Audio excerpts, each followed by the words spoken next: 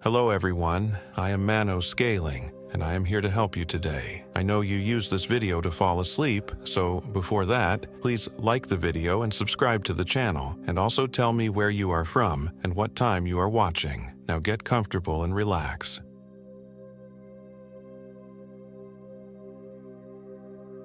My name is Daniel Mercer, and I am 32 years old. This happened in August 2024. The Sawtooth Mountains had always called to me, their jagged peaks reaching toward the Idaho sky like the teeth of some ancient beast. I'd been planning this solo backpacking trip for months, a chance to escape my corporate job and the suffocating apartment in Boise where I'd lived since my divorce.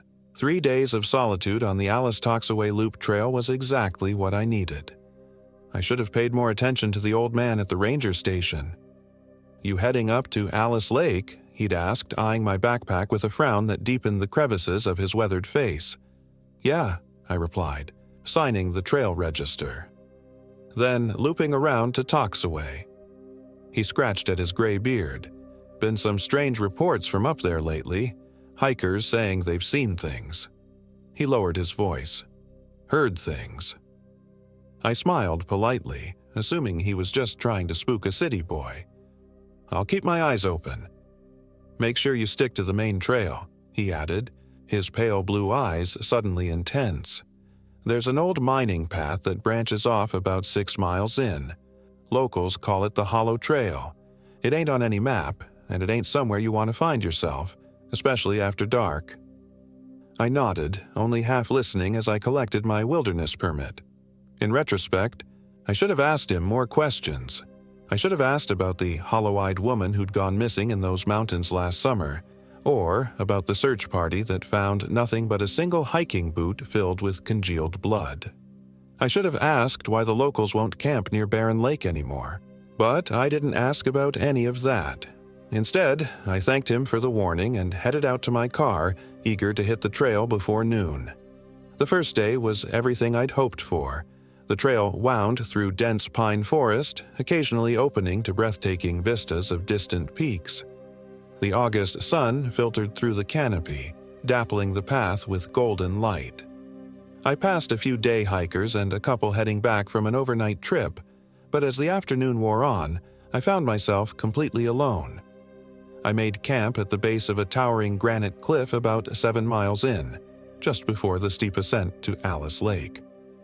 After setting up my tent, I collected firewood and prepared a simple dinner of dehydrated chili. As I ate, I watched the sun sink behind the mountains, painting the sky in brilliant shades of orange and pink before fading to deep blue. The stars emerged one by one until the night sky blazed with more light than I ever saw in the city. The fire crackled pleasantly as I sipped from my flask of whiskey. It was quiet, except for the soft hooting of an owl somewhere in the darkness. Perfect solitude. Until I heard the whistling. At first, I thought it was just the wind through the trees, a low, melodic sound that seemed to come from everywhere and nowhere at once. But as I listened, I realized it had a pattern, almost like someone trying to mimic a tune but not quite getting it right.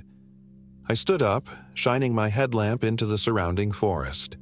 The beam of light cut through the darkness, illuminating nothing but trees and undergrowth. "Hello?" I called.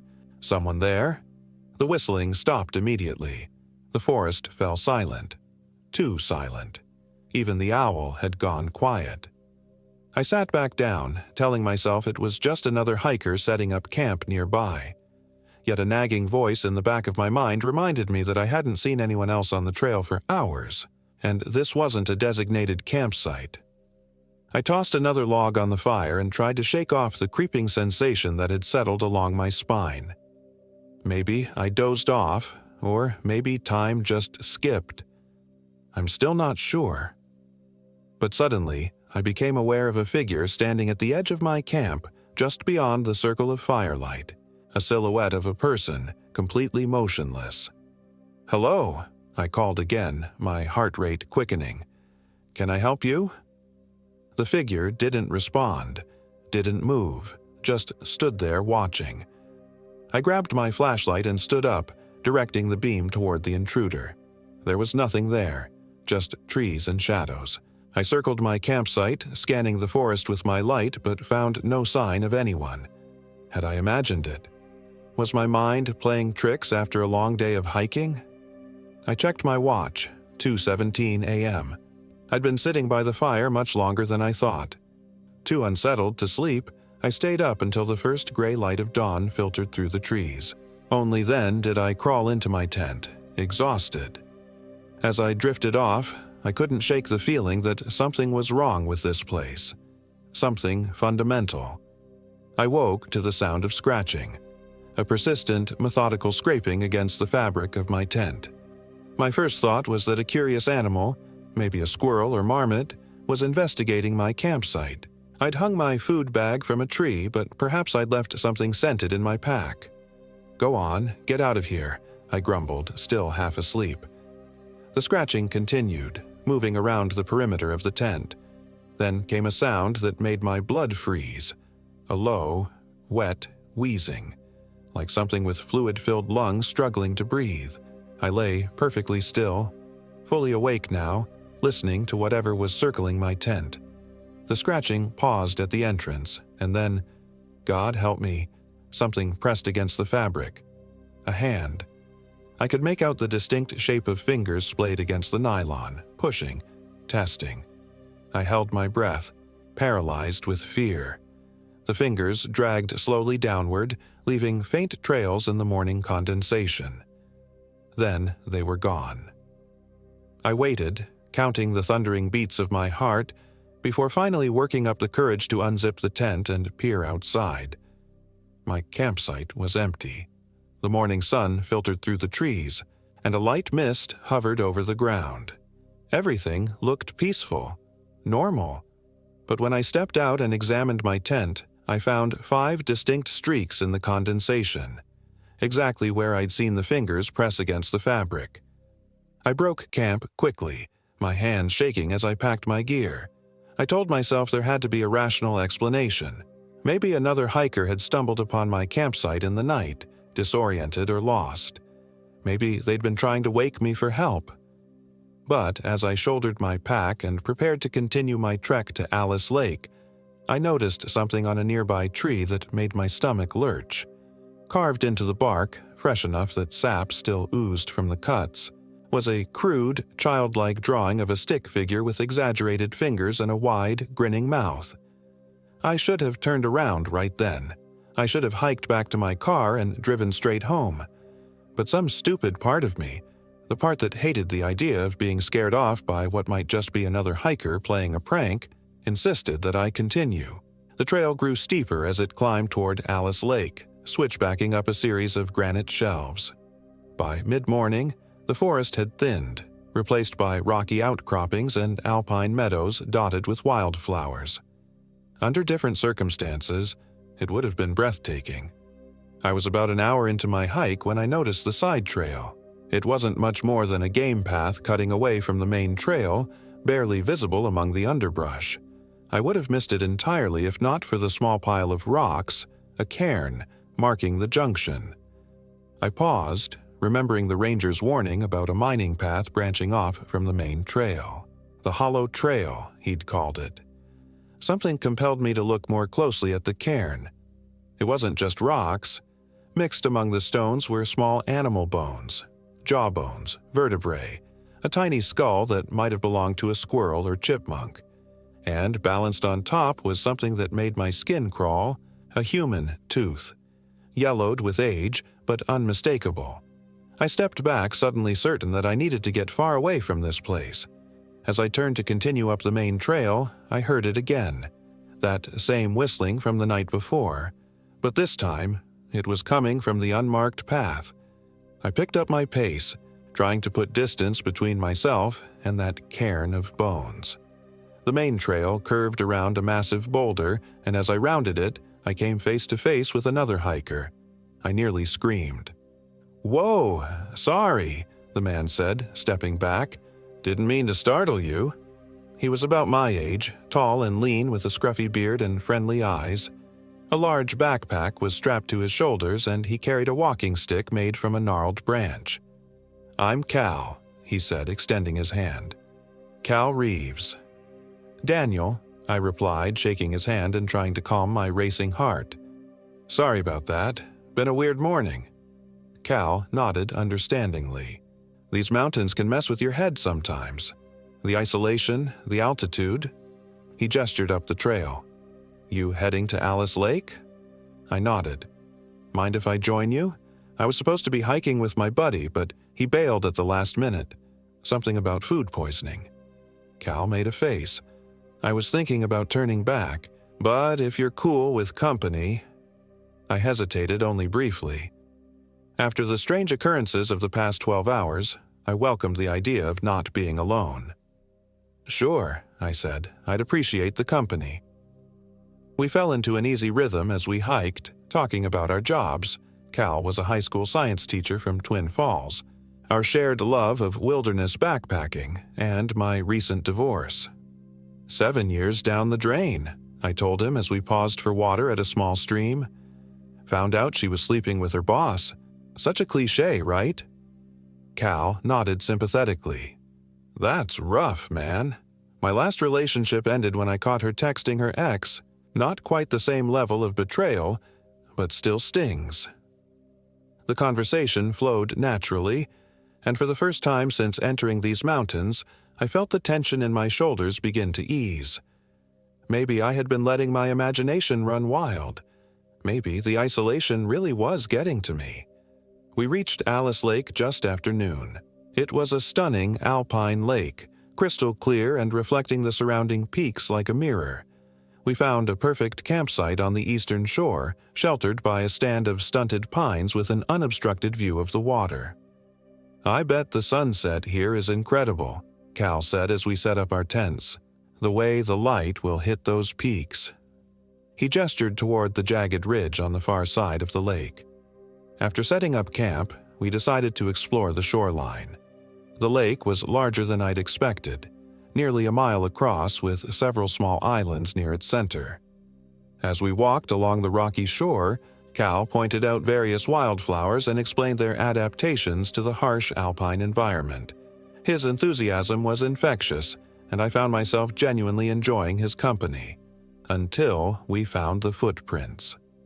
They appeared suddenly along a muddy section of shore, bare human footprints but strangely elongated, with toes that seemed too long and thin. They emerged from the water and led up toward the forest, disappearing among the rocks and pine needles. Well, that's creepy, Cal said, staring at the prints.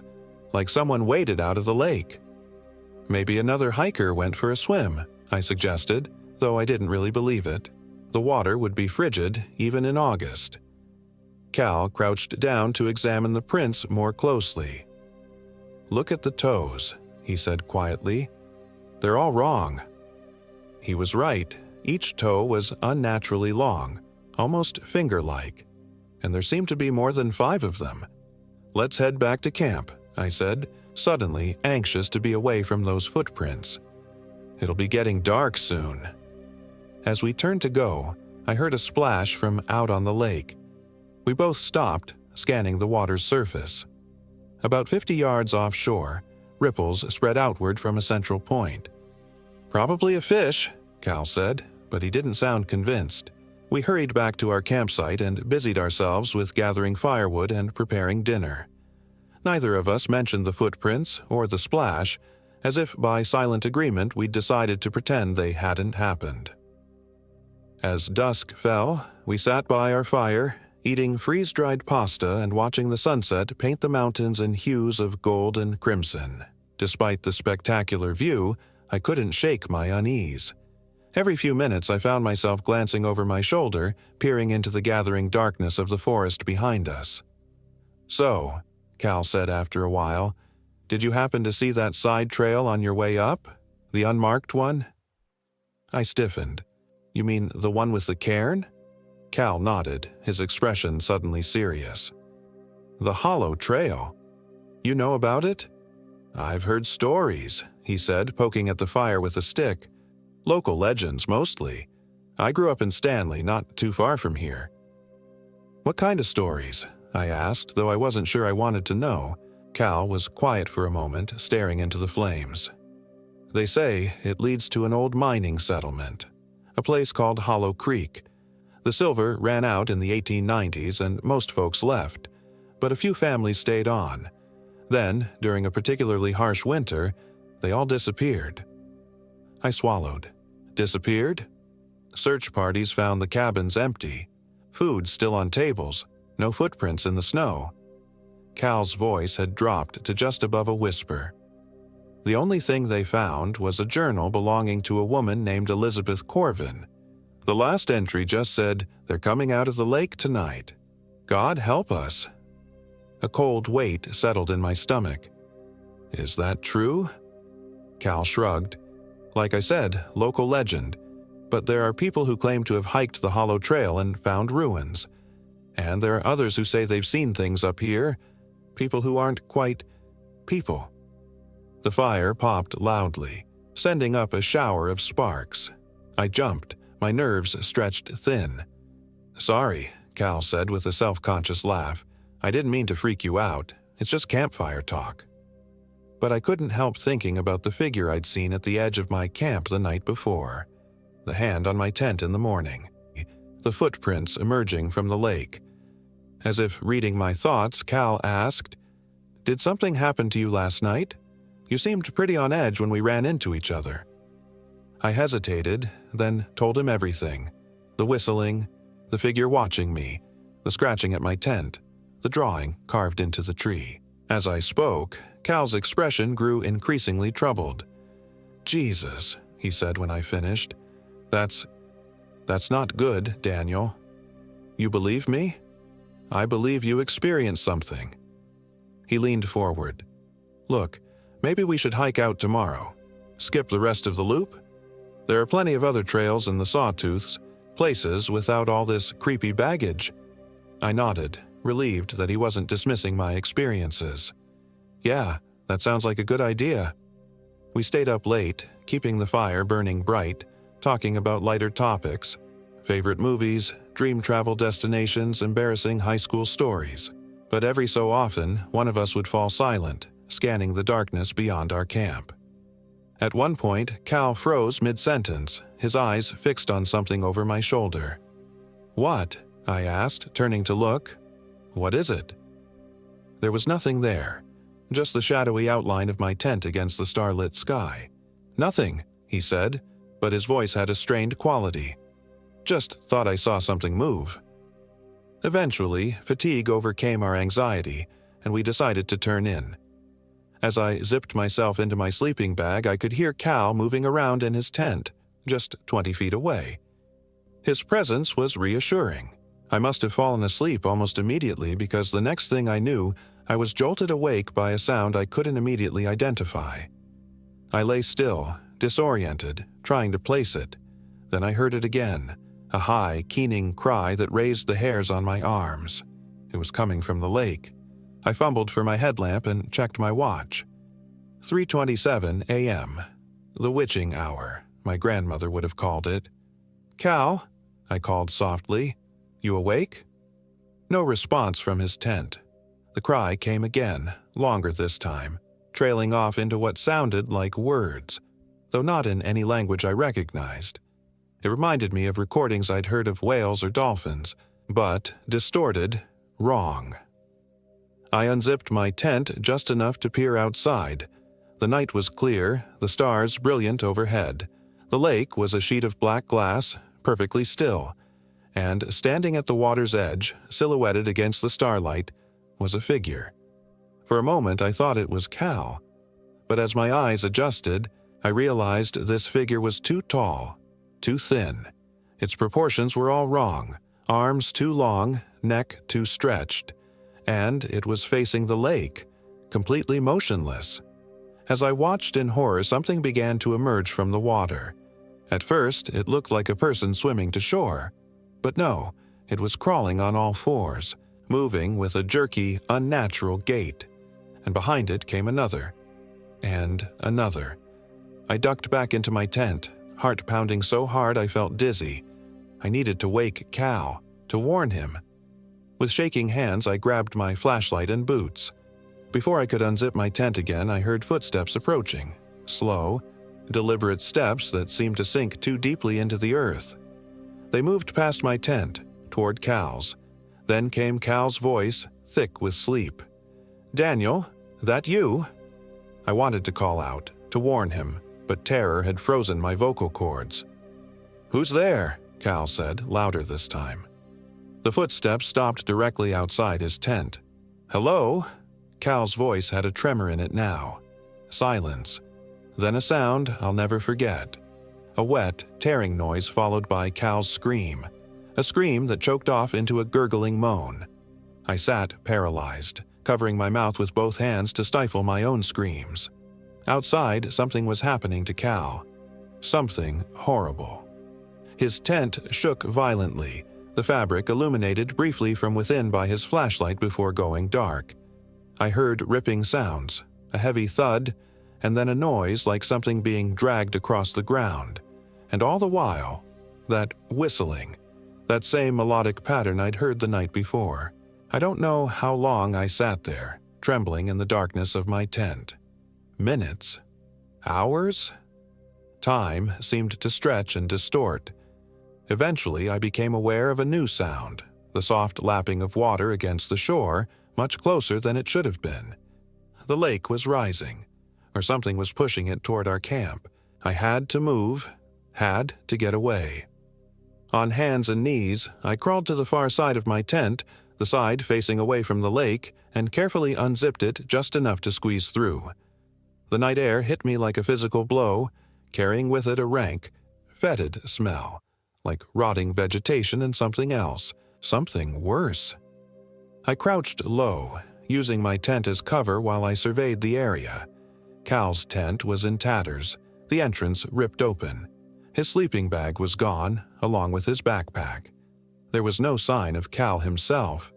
The shore of the lake, which had been at least 50 yards from our camp, now seemed much closer, maybe 20 yards away. And standing at the water's edge were multiple figures, their outlines blurred and inconsistent in the starlight. They swayed slightly, as if to some unheard rhythm. I needed to get to the trail. Moving as quietly as possible, I began to edge toward the trees behind our camp. My plan, if you could call it that, was to circle around and find the main trail heading back to the trailhead. I'd hike through the night if necessary, anything to get away from this place. I'd made it about 10 yards when my foot came down on a fallen branch. The crack seemed impossibly loud in the stillness. The figures by the lake turned as one, their movements unnaturally synchronized. I couldn't make out their features, but I could feel their attention fix on me, like a physical pressure against my skin. I ran. Crashing through the underbrush, I headed for where I thought the trail should be. Behind me, I heard them coming, not running, but moving with that same deliberate, inexorable pace. The whistling started again, now from multiple sources surrounding me. I found the trail more by luck than skill and turned downhill, away from the lake. My headlamp bounced wildly as I ran, the beam cutting erratically through the darkness. Branches whipped at my face. I stumbled on rocks and roots but kept moving, driven by pure terror. How long I ran, I couldn't say. My lungs burned and my legs trembled with exhaustion. Eventually, I had to stop, collapsing against a boulder beside the trail. I killed my headlamp and listened. Silence. No footsteps, no whistling, just the ordinary sounds of the forest at night. Had I lost them? I wasn't sure, but I couldn't run anymore. I needed to rest, just for a moment. As my breathing steadied, I realized I'd left everything behind. My tent, sleeping bag, backpack, food, water. All I had was my headlamp, the clothes I was wearing, and my phone, which had no signal this deep in the backcountry. I checked the time. 4:52 a.m. Dawn wasn't far off. Maybe if I could make it to first light, I'd be safe. Whatever these things were, they seemed to retreat with the sun. I was just about to push myself up and continue down the trail when I heard it. A soft, uncertain voice calling my name. "Daniel, Daniel, are you there?" It was Cal's voice. I froze, not daring to breathe. "Daniel, I'm hurt. I need help." His voice was strained as if he were in pain. "Please, I can't move." It wasn't Cal. It couldn't be Cal. I'd heard what happened to him. "I know you're scared," the voice continued, closer now. "But it's just me. I got away from them." I pressed myself against the boulder, trying to make myself as small as possible. The voice, the thing using Cal's voice, was very close now. "Daniel, please." A note of desperation had entered the voice. "I'm bleeding. I don't think I can make it without help." Against every instinct, I risked a glance around the boulder. What I saw made my blood turn to ice. It was Cal, or something wearing Cal's face like an ill-fitting mask. In the dim light of pre-dawn, I could see that the proportions were wrong. The limbs too long, bending at unnatural angles. The head sat awkwardly on the neck, as if it might topple off at any moment. And the eyes, God, the eyes were entirely black, with no whites or pupils. Cal took a step toward me, his movements jerky and disjointed. "There you are," he said, his mouth stretching into a smile that was far too wide for a human face. "I've been looking for you." I bolted again, this time leaving the trail altogether and plunging into the forest. I heard not Cal laugh behind me, a sound that started as Cal's familiar chuckle but distorted, stretching into something inhuman. The forest grew denser as I ran downhill, the trees closing in around me. I had no idea where I was going, only that I needed to get away. The first gray light of dawn was filtering through the canopy, but it brought little comfort. I was lost, exhausted, and being hunted by something I couldn't comprehend. I stumbled into a small clearing and stopped, gasping for breath. As I straightened, I realized with a jolt that I wasn't alone. Standing on the far side of the clearing was a woman. She was facing away from me, her long, dark hair hanging down her back. She wore a white dress that seemed to glow faintly in the dim light. "Hello?" I called, my voice cracking. She didn't respond. "Please," I said, "I need help. There's something after me." Slowly, the woman turned. Her dress was not white, I realized, but soaked with water, clinging to her emaciated frame. Her face was gaunt, her eyes sunken and dark, but it was her mouth that made me recoil. It stretched from ear to ear in a grotesque parody of a smile, filled with teeth that were too sharp, too numerous. "Daniel," she said, her voice a rasping whisper. "Come to the lake. Come home." I backed away, unable to tear my eyes from her terrible face. As I watched, her skin seemed to ripple and shift, like something was moving beneath it. "Who are you?" I managed to ask. "What are you?" "I am Elizabeth," she said. "Elizabeth Corvin. And I have been waiting for you." Elizabeth Corvin, the name from Cal's story, the woman who had written about things coming out of the lake. "That's not possible," I said. "Elizabeth Corvin lived over 100 years ago." The woman, thing, cocked her head at an impossible angle. Time means nothing to those who dwell in the deep places. She took a step toward me, her movements fluid despite her drenched clothes. "We have been patient. We have waited for the right vessels." I continued to back away. "What do you want from me?" "Your skin," she said simply. "Your voice. Your life." Another step closer. Just as I took the others. The woman last summer. The search party. And now your friend. Cal. I felt sick. "You're lying," I said. "This isn't real." Elizabeth's smile widened further, splitting her face almost in half. "Oh, Daniel. It's very real." She raised a hand, and I saw that her fingers were unnaturally long. The joints doubled, the nails curved into talons. "And now, it's your turn." Something snapped inside me, some primal instinct for survival. I turned and ran, crashing through the underbrush with no thought of direction or path. Behind me, I heard Elizabeth's laughter, a sound like water rushing over stones. I ran until my legs gave out, collapsing in a tangle of fallen logs and rotting leaves. My chest heaved as I fought for breath. The forest around me was silent. No birds, no insects, just the soft rustling of leaves in the morning breeze. As my panic subsided, I realized I had no idea where I was. The sun was rising, casting long shadows through the trees, but without a trail or landmarks, I had no way to orient myself. My phone was useless without signal. I was truly lost. I pushed myself to my feet, wincing at the pain in my overtaxed muscles. I needed to find a trail, a road, any sign of civilization.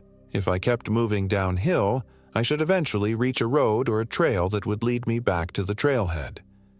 I picked a direction that seemed to slope downward and started walking. The forest was alive with morning light now, almost beautiful in its serenity. It was hard to believe that just hours ago I had witnessed horrors beyond comprehension. Had it been real?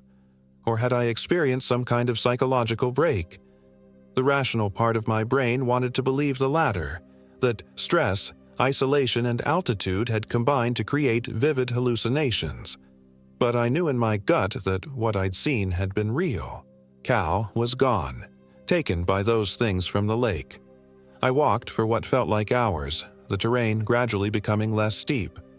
The forest changed character, the alpine firs giving way to lodgepole pines and Douglas firs. I was definitely at a lower elevation now, which gave me hope that I was heading in the right direction. Then I heard it, the distant sound of running water, a stream or a river. I turned toward the sound, pushing through a thicket of young trees. If there was a water source, there might be a trail alongside it. I emerged from the trees onto the bank of a small creek, its clear waters bubbling over smooth stones. Relief washed over me. Water meant life, and following a creek downstream would eventually lead to civilization. I knelt at the edge and splashed water on my face, then drank deeply from cupped hands. As I straightened, something caught my eye. A flash of color against the forested slope on the opposite bank. I squinted, trying to make it out. It looked like fabric. Red fabric. My heart sank as I realized what I was seeing. It was a backpack. Cal's backpack. I scanned the area more carefully. About 50 yards upstream, a crude shelter had been constructed against the base of a large pine, branches and forest debris arranged to form a kind of lean-to. And outside the shelter, stuck into the ground like grotesque markers, were bones. Human bones, stripped clean of flesh and bleached white by sun and rain. I should have run again. Should have followed the creek downstream as fast as my legs could carry me. But something drew me toward that shelter. Some need to know, to understand what had happened.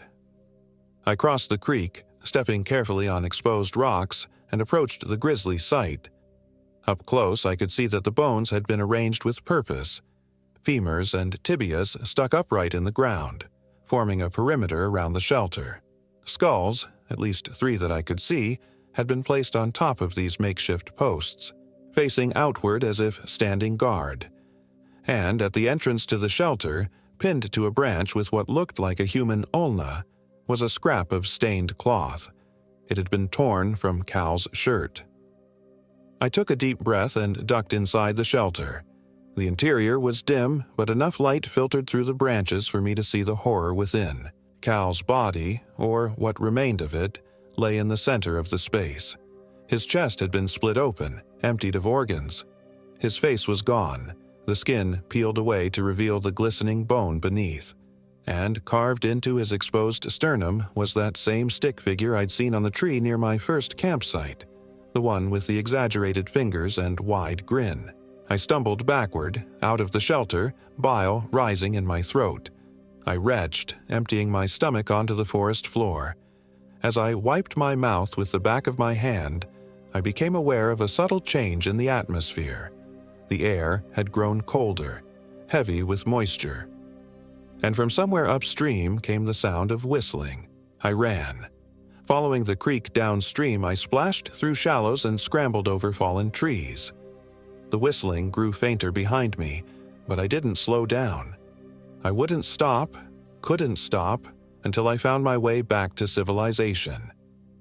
The creek widened as it descended, joining with other tributaries to form a proper river. The terrain flattened out, making for easier going. I was entering the valley now, leaving the mountains behind. Eventually, I had to stop to rest, my legs trembling with exhaustion.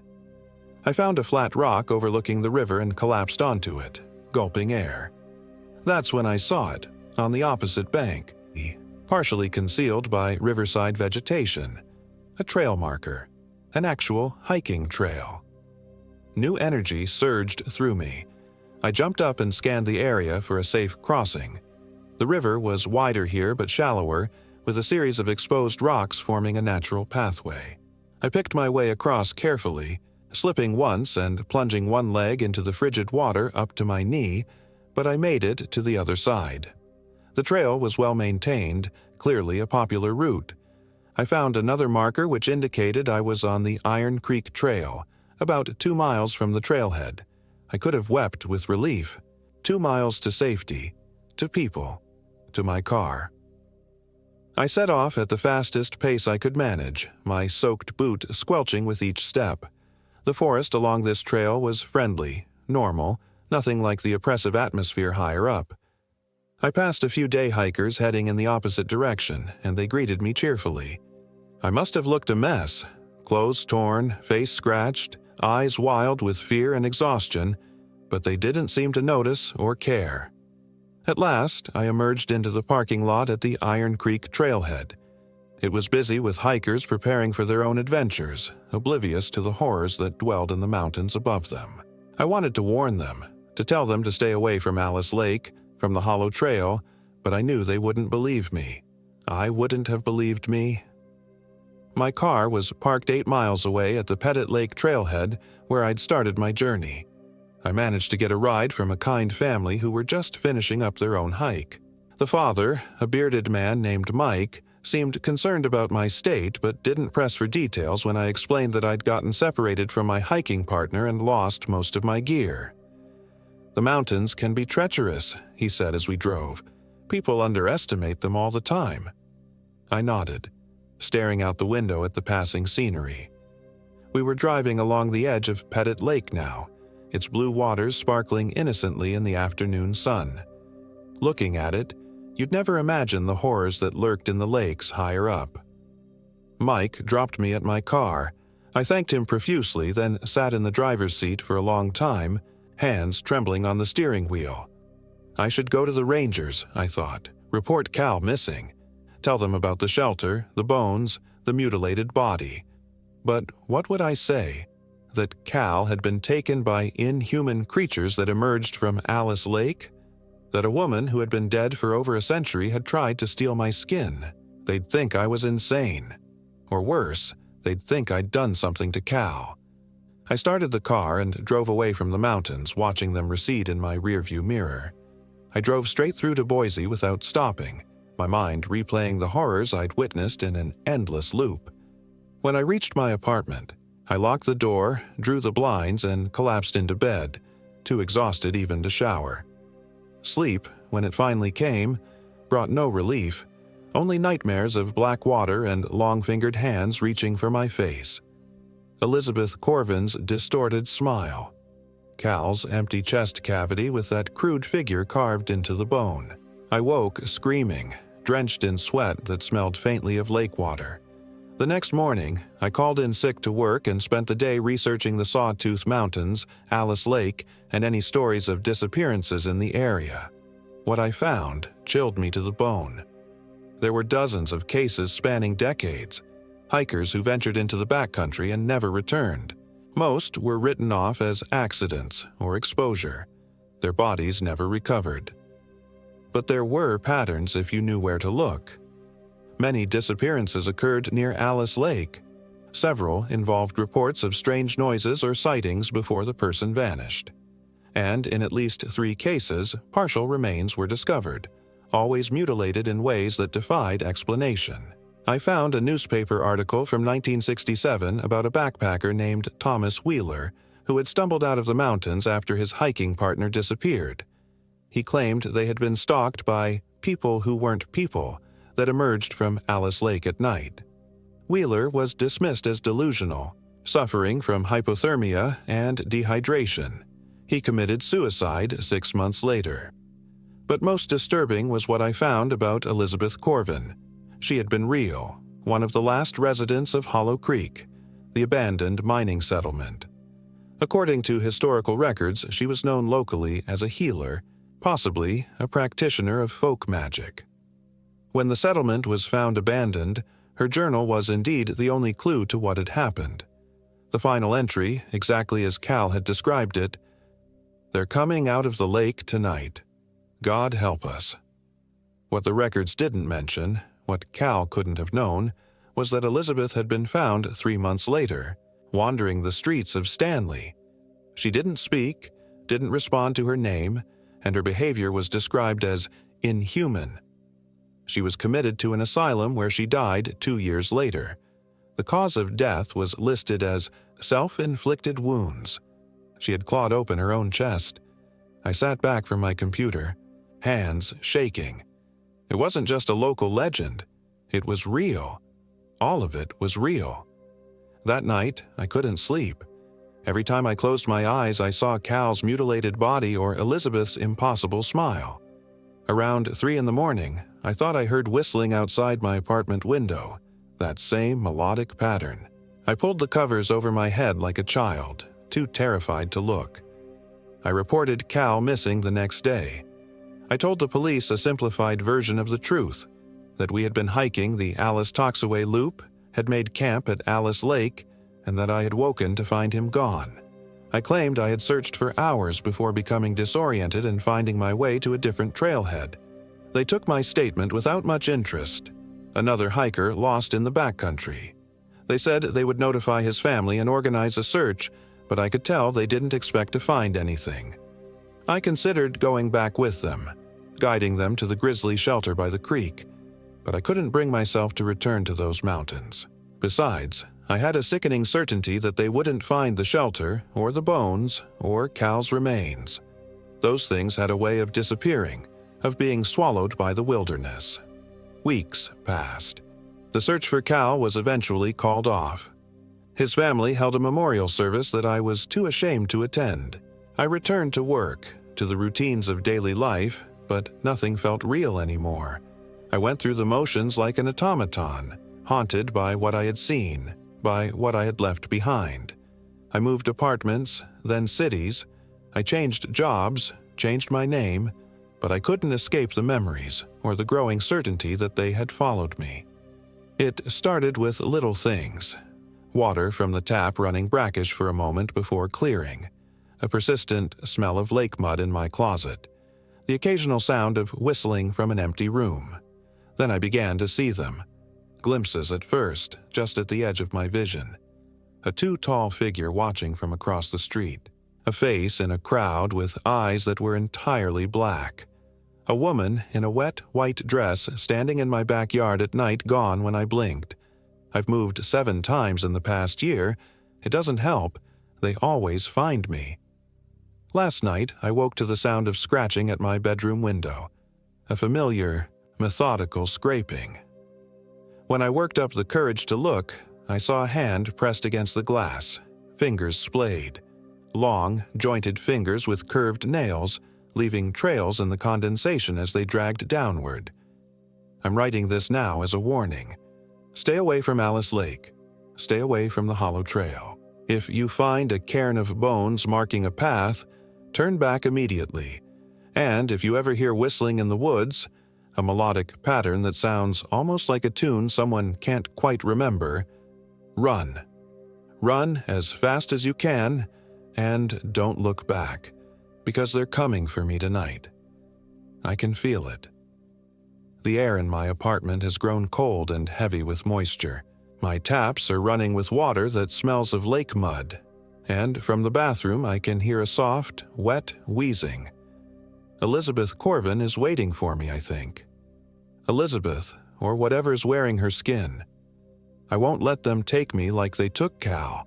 I won't end up as another pile of bones in the forest. I've got my car keys and enough cash to go far away. Maybe this time I can outrun them. Maybe this time will be different.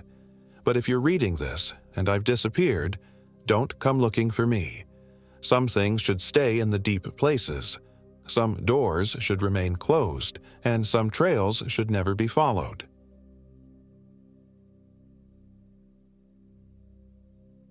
My name is Ethan Mercer, and I am 34 years old. This happened in August 2024.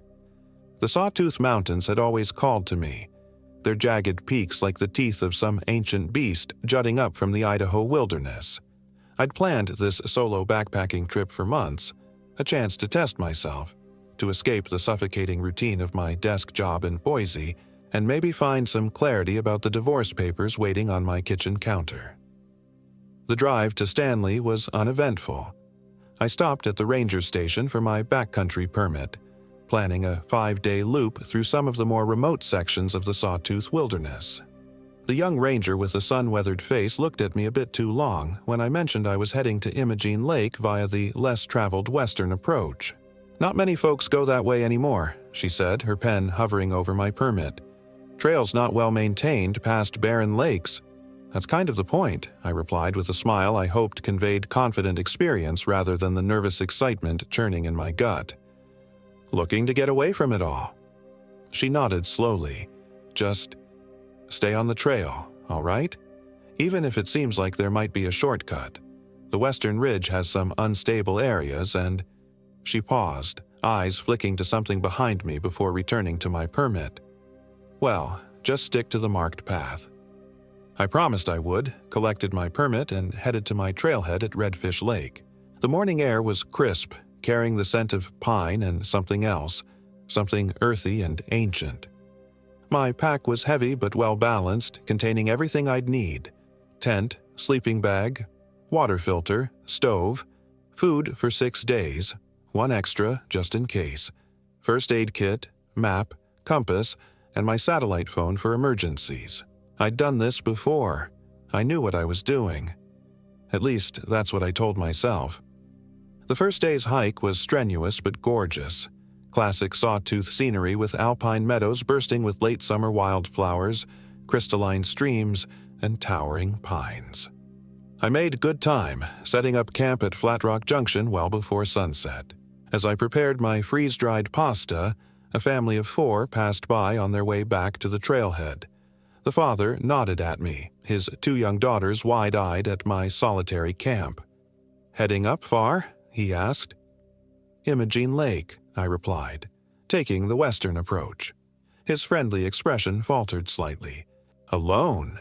I nodded, stirring my rehydrating dinner. "Bold choice," he said finally. "We were just up at Alpine Lake. Beautiful country, but unpredictable." His wife called from ahead on the trail and he gave me a parting nod. "Weather's supposed to hold at least. Safe travels." That night I slept soundly, exhausted from the day's climb. The only disruption was around 2 a.m. when I woke to what sounded like rhythmic tapping on a tree nearby, too regular to be a branch in the wind. I listened for several minutes, but it stopped, and I drifted back to sleep assuming it was some nocturnal woodpecker or perhaps my imagination. The second day began with brilliant sunshine that had me shedding layers within the first hour of hiking. The trail grew steeper, narrower, less defined. By early afternoon, I reached barren lakes, 2 stunning alpine jewels nestled between towering granite peaks. I stopped for lunch, dipping my feet in the frigid water and watching eagle shadows drift across the surface. That's when I saw the first strange thing: a single hiking boot, relatively new, sitting upright on a rock about 30 feet from the shore. I walked over to examine it. Men's size 11, quality brand, no significant wear, just one boot, perfectly placed as if its owner had simply stepped out of it and vanished. I looked around for any sign of its mate or its owner, but found nothing. A cold feeling prickled at the back of my neck despite the warm sun. I took a photo of it with my phone and continued on my way, trying to shake the uneasiness that had settled over me. The trail beyond barren lakes quickly deteriorated. In some places, I had to search for cairns to confirm I was still en route.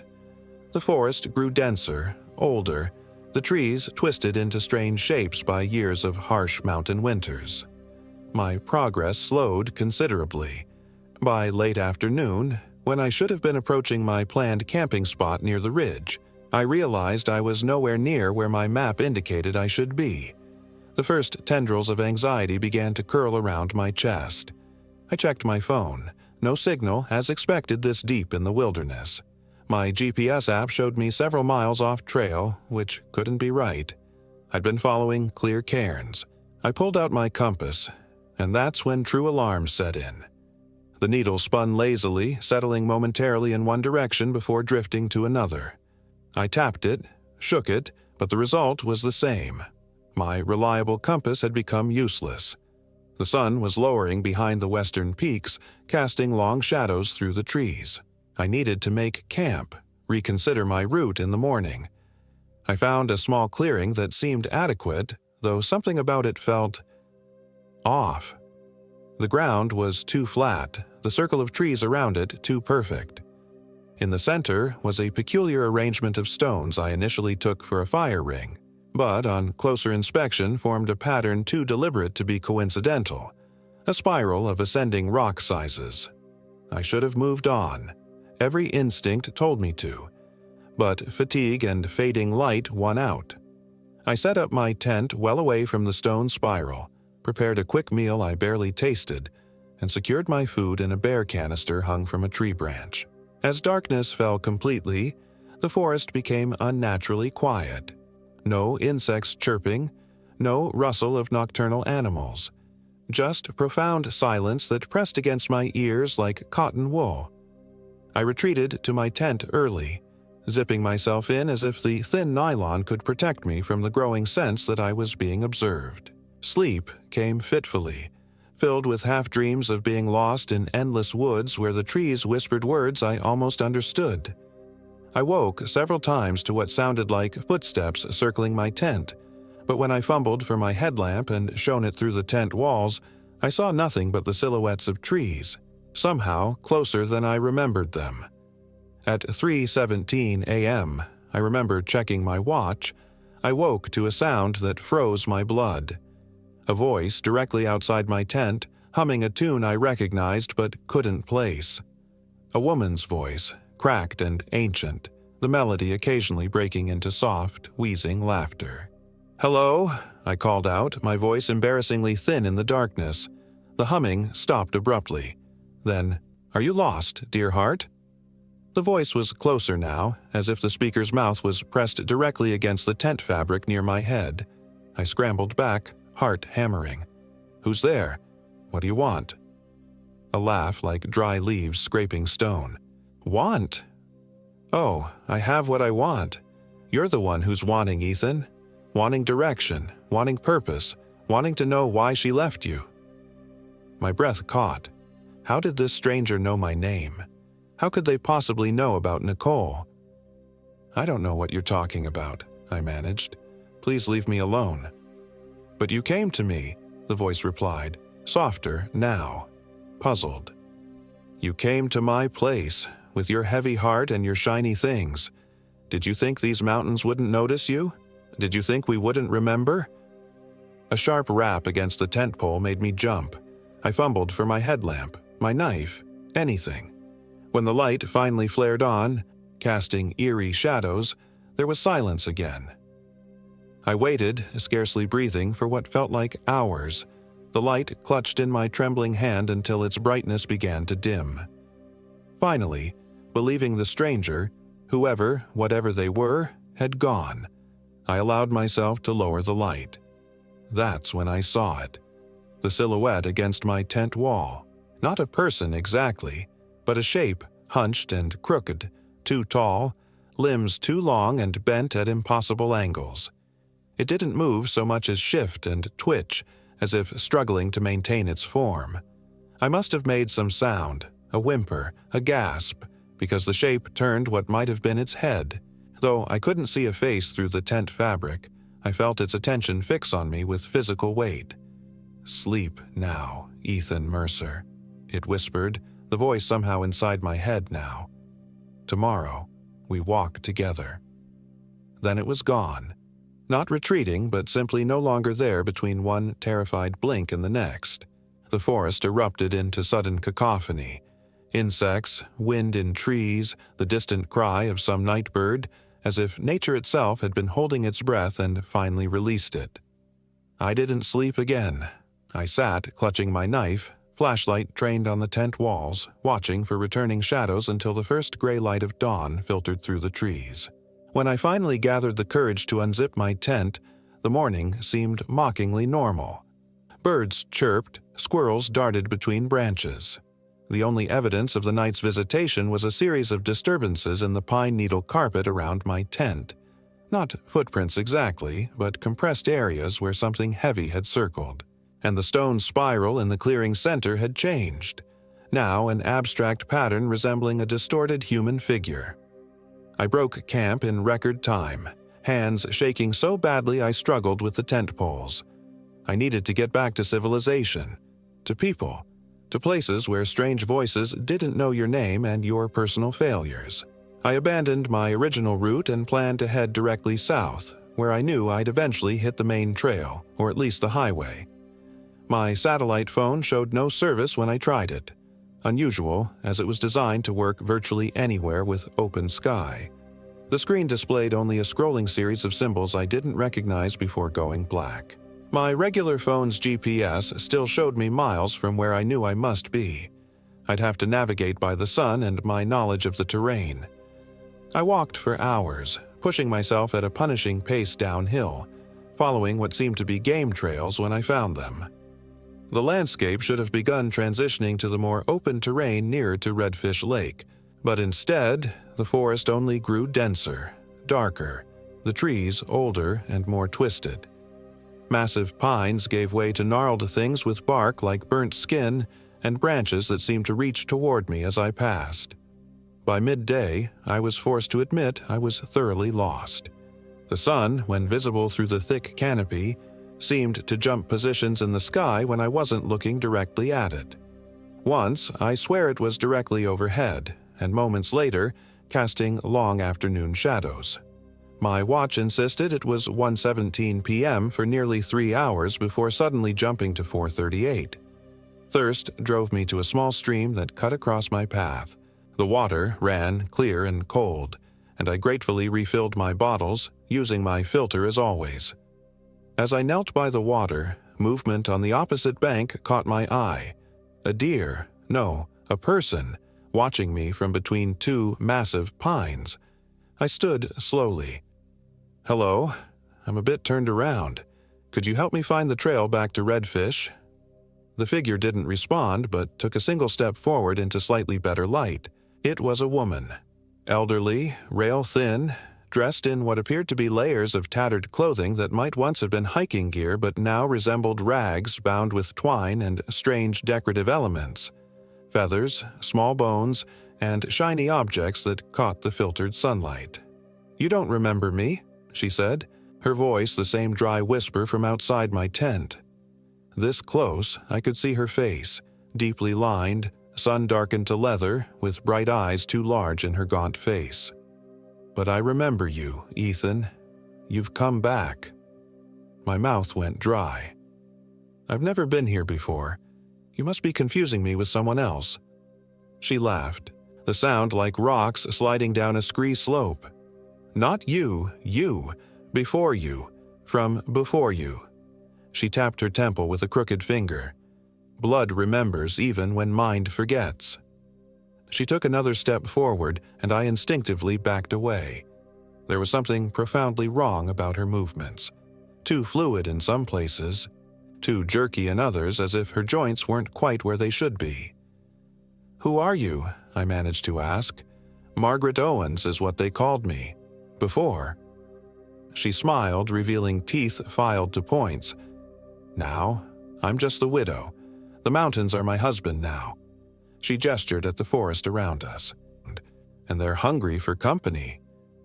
My heart pounded wildly. This woman was clearly disturbed.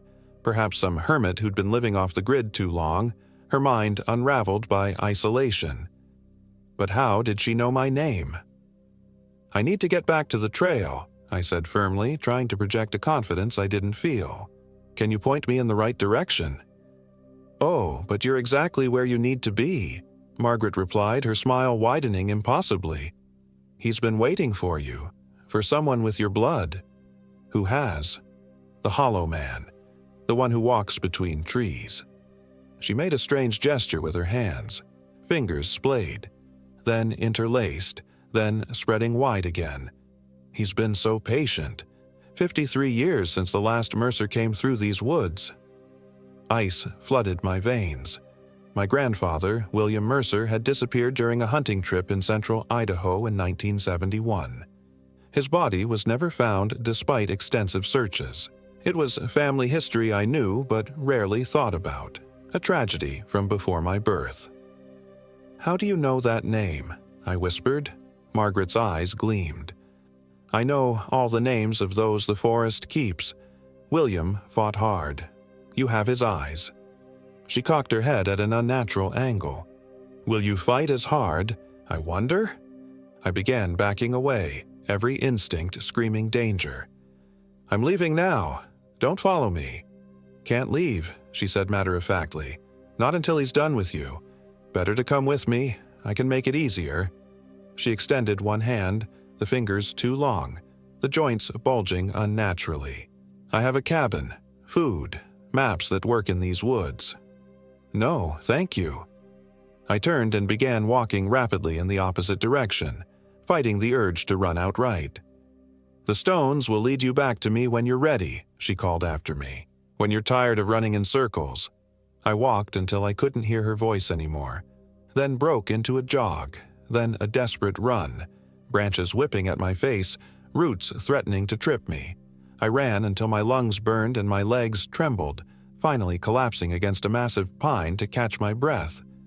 As my pulse gradually slowed, I tried to make sense of what was happening.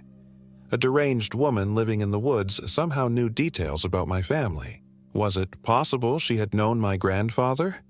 She didn't look old enough, and yet there was something ancient about her eyes. Maybe she had access to news archives, or ranger records, or... My thoughts were interrupted by a realization that sent fresh adrenaline coursing through me. I hadn't put my pack back on after refilling my water. In my panicked flight, I'd left behind everything. My tent, sleeping bag, most of my food, my satellite phone. All I had was what was in my pockets: a small pocket knife, a lighter, my regular phone with its useless GPS, about half a liter of water in the bottle clipped to my belt, and a single granola bar. Night would fall in a few hours. I had no shelter, no substantial food, and no real way to navigate. I was, in the most literal sense, completely screwed. Fighting down panic, I forced myself to think. The sun was still visible through the canopy. West, I was facing west. If I kept the setting sun at my back, I'd be heading east, eventually hitting the main north-south trail or even the highway. I just had to keep moving in a straight line and not get turned around. I walked steadily for what felt like hours, marking trees with small notches from my pocket knife to ensure I wasn't going in circles. The forest grew darker as the sun lowered, the shadows between trees stretching and deepening. More than once I thought I saw movement at the edge of my vision, a tall, thin shape slipping between distant trunks, gone when I turned to look directly. The snapping of a branch behind me made me whirl around. Nothing. When I turned back, I found myself facing the same notched tree I'd marked 10 minutes earlier. "No," I whispered, "that's not possible." I'd been walking in a straight line, keeping the fading sunlight at my back consistently. Yet somehow, I'd circled back to the same spot. I tried again, more carefully this time, obsessively checking the sun's position, counting steps between marked trees. 30 minutes later, I was staring at the same notch in the same tree. The forest had grown significantly darker. Clouds had rolled in while I walked, obscuring the last of the sunlight. The air smelled of approaching rain, a heavy, electric scent that made the hair on my arms stand up. With the last of the light fading, I had little choice but to prepare some kind of rudimentary shelter for the night. I found a spot where several fallen trees created a partial windbreak and gathered pine boughs to create a rough lean-to. It was poor protection against the elements, but better than nothing. As full darkness descended, the first fat raindrops began to fall. The temperature dropped rapidly, and soon I was shivering, huddled under my pathetic shelter as water found every possible way to seep through. The night creatures began their chorus, but wrong, somehow. Owl calls that cut off mid-hoot. Insect chirps that synchronized too perfectly, then stopped simultaneously as if switched off. And beneath it all, just at the edge of hearing, rhythmic tapping that moved around me in a wide circle. I fumbled with my phone, turning on the flashlight function. The battery was at 42%. I'd need to conserve it. I swept the beam in an arc around me, illuminating glistening wet tree trunks and undergrowth. Nothing unusual until the light passed over something reflective about 30 feet away. 2 points of light, like eyes catching the beam. I swung the light back quickly, but whatever it was had vanished. I kept the light trained in that direction, hands shaking from cold and fear. Minutes passed, rain pattering on leaves above, occasionally finding its way down my neck in icy rivulets. Then, movement. Something large and dark detached itself from behind a tree and flowed, there's no other word for it, flowed like liquid shadow to another tree, momentarily visible in my light's beam. It was vaguely human-shaped but wrong in proportions. Limbs too long, movements too fluid. It moved in a strange, undulating crouch, using hands to propel itself in a disturbing, spider-like motion. I bit back a scream, clicking off my light instinctively. Darkness crashed back around me, now alive with the sound of my own panicked breathing. I strained to hear any movement over the rain. Nothing. Then, a soft, sliding sound to my left. Something brushing against wet leaves. Coming closer. The tapping began again. Louder now, impossible to pinpoint, seeming to come from all directions at once, then suddenly from directly overhead. I fumbled to turn my light back on, pointing it upward. The beam illuminated a face, or something like a face, hanging upside down from a branch above me. Elongated, with skin like wet birch bark, stretched tight over a skull too narrow to be human. The eyes were black hollows, but within those hollows, something gleamed like oil on water. The mouth was a lipless slash that split into a too-wide grin, revealing teeth like needles. I screamed then, scrambling backward out of my shelter, slipping in the mud. The creature, the hollow man, my mind supplied unbidden, unfolded itself from the branch with that same liquid grace, dropping to the ground between me and the fallen trees. Standing, it was easily 7 feet tall, its proportions all wrong, arms hanging to its knees, legs bent backward like a deer's, head cocked at an impossible angle. "Blood remembers," it said, the voice like wind through dead leaves, the same words Margaret had spoken. "Your grandfather understood. In the end." I turned and ran blindly through the dark forest, my phone's flashlight beam bouncing wildly over rocks and roots and rain-slick pine needles. Behind me came a sound like nothing I'd ever heard, part laugh, part howl, wholly inhuman, and the rapid scrabbling of something moving on all fours. I ran without direction or purpose, simply away, branches tearing at my clothes and skin, lungs burning, legs pumping mechanically. The creature could have caught me easily. I knew this somehow, but it was toying with me, hurting me. Twice I changed direction, only to hear it crashing through the underbrush to cut me off, forcing me back to my original path. I broke suddenly into a clearing and stopped short, nearly tumbling down a steep ravine that opened before me. Far below, perhaps 200 feet down, a stream had become a rushing torrent in the rain. The drop was almost sheer. No way down that wouldn't end in broken bones or worse. The sounds of pursuit had stopped. I turned slowly, my pitiful light revealing nothing but rain and trees at the clearing's edge. Then, step by deliberate step, the creature emerged from the forest. In the open space, I could see it clearly for the first time, and understanding didn't make it less terrifying. Quite the opposite. It wasn't a creature at all, not really. It was a man, or had been once. The elongated limbs I'd perceived were actually normal human arms and legs, just bent and twisted at unnatural angles, as if every joint had been dislocated and refused. The too tall appearance came from the way it hunched, then suddenly straightened, its spine flexible in ways human spines aren't meant to be.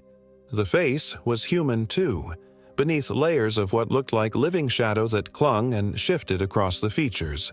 But the eyes were empty sockets filled with something dark that moved and swirled.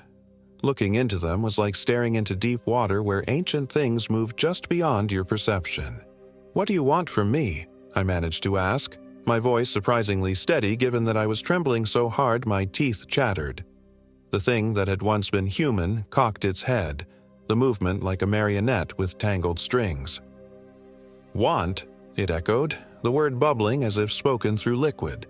To complete what began with William, to finish the lineage. It took a gliding step forward, and I retreated until my heels felt the edge of the ravine behind me. Rain plastered my hair to my forehead, ran down my face like tears. "My grandfather," I said. "What did you do to him?" "Showed him what lives between the trees. Showed him the spaces humans aren't meant to see." Another step. He fought. For days, he fought. But in the end, he understood. They all do. A flash of lightning illuminated the clearing for a split second, and in that moment, I saw the truth. Dozens of figures standing among the trees at the clearing's edge, men and women of all ages, watching silently, their forms distorted in subtly wrong ways, eyes empty like the creature before me. In the instantaneous light, I recognized one face. Older, weathered by decades, but unmistakably my grandfather as he would have appeared in his 60s had he lived. Then darkness again. The afterimage of those watching figures burned into my retinas. "You're going to kill me," I said. It wasn't a question. The creature made a sound like stones grinding together. Laughter, I realized. Kill. No. Change. Open. The mountains need guardians. The old ones grow tired. New blood must join. It spread its arms, the joints popping and cracking as they moved in directions no human arm should bend. The pain is considerable. But after, you understand, you see the spaces between. You become more. Another step. It was close enough now that I could smell it. Moist earth, rotting leaves, something metallic like old blood. Your grandfather serves still. You will join him. The last Mercer. The circle closes. I glanced behind me at the sheer drop, the rushing water far below. The creature followed my gaze and that twisted grin widened. Jump if you wish. The rocks below serve us too. Either way, you join the Watchers. My mind raced. There had to be a way out. Some weakness, some rule to this nightmare. The old woman, Margaret, had said the stones would lead me back to her. The stone spiral in the clearing where I'd camped. "If I come willingly," I said slowly, "can I say goodbye to my family before I change?" The creature went utterly still, its dark gaze fixed on me. Then that horrible head tilt again. No goodbyes, no going back, only forward, into the trees. It lunged suddenly, inhumanly fast, hands like gnarled roots reaching for me. I flung myself sideways, rolling through mud and pine needles, scrambling to my feet and sprinting for the forest edge, not back the way I'd come, but to the right, where the trees seemed thinnest. Behind me came that awful scrabbling sound as the creature gave chase. I ran without plan or direction, driven by pure animal terror. My light bounced crazily, barely showing me enough terrain to avoid catastrophic falls. Branches whipped my face. Roots caught at my feet. Several times I nearly fell, once tumbling painfully down a short slope before regaining my feet. I had no idea how long I ran. Time seemed suspended in that nightmare chase. Eventually, my body began to fail me. My pace slowed, my lungs unable to pull in enough oxygen, my legs burning with exertion. I knew I couldn't maintain my flight much longer. Ahead, through the trees, I glimpsed something. A structure, angles too regular to be natural. A building of some kind. With the last of my strength, I pushed toward it. It was a cabin, small, ancient. The logs silvered with age. Light glowed from a single window, warm and impossibly inviting after the cold rain and terror of the forest. I stumbled up the sagging steps and grabbed the door handle without hesitation. Any fate seemed preferable to what pursued me through the darkness.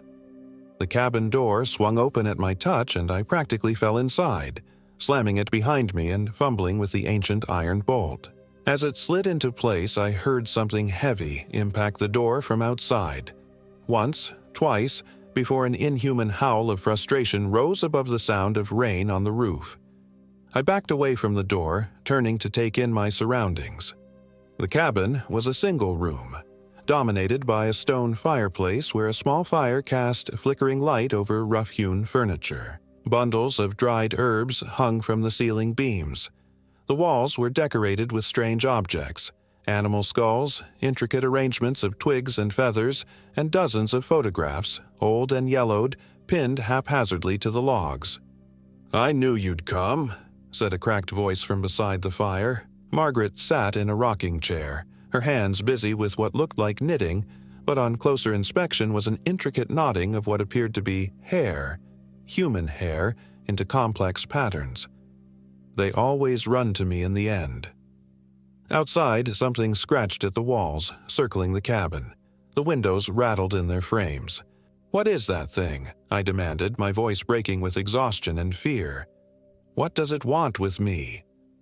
Margaret's needles never paused in their rhythmic movement. "He has many names. The settlers called him the Hollow Man. The Nez Perce had older names for him. The thing that walks between. The shadow in the pines." She glanced up at me, those two large eyes reflecting firelight. "He was human once. Long ago, before he learned to open the spaces." "What spaces?" I sank onto a rough wooden bench, my legs finally giving out. "Between here and elsewhere, places humans aren't meant to go, but some do." She nodded toward the photographs on the wall. "Some are chosen."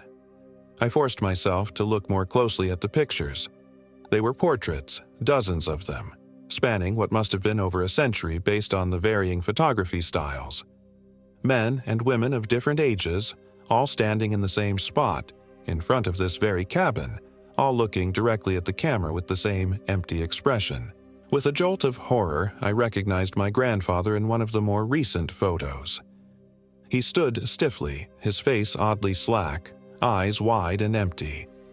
The date scratched into the bottom corner, Oct 17, 1971, 5 days after he'd gone missing. "You help it," I whispered, turning back to Margaret. "You're part of this." She smiled, her pointed teeth gleaming in the firelight. "I guide, I ease the way.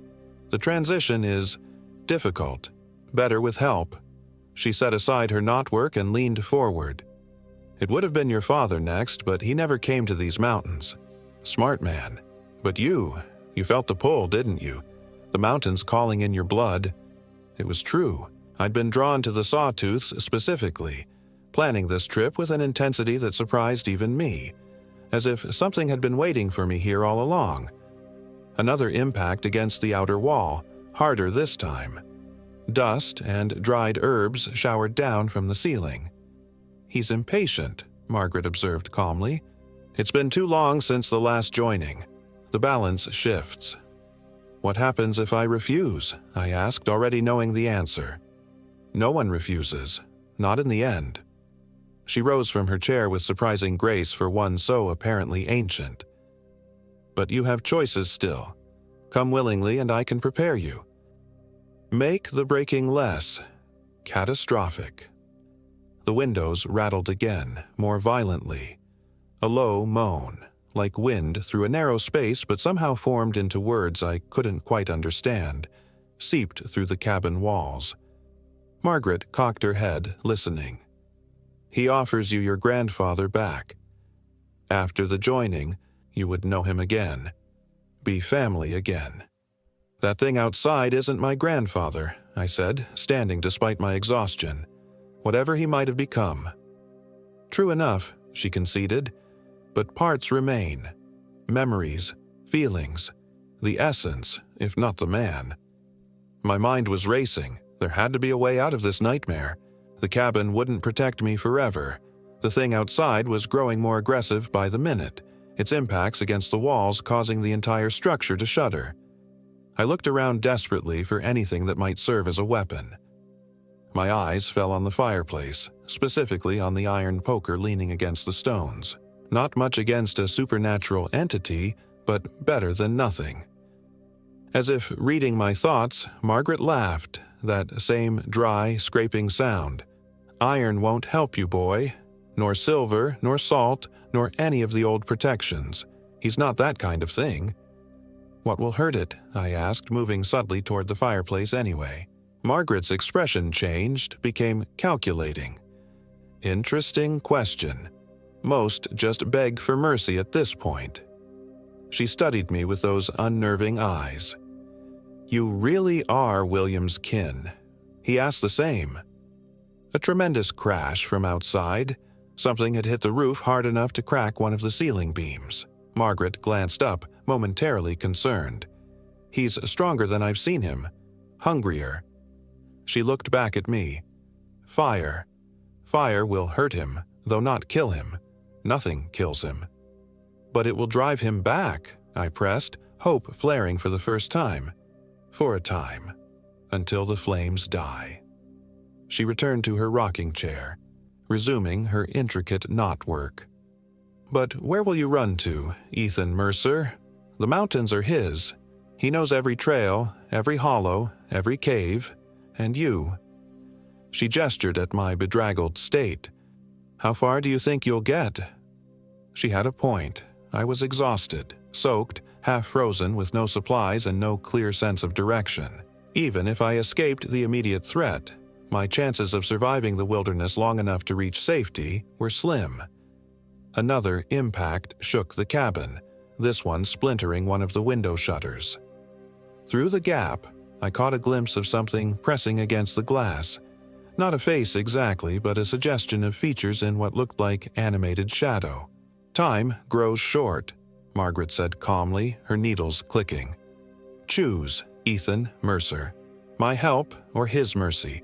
There is no third path. I looked around the cabin again, more carefully this time.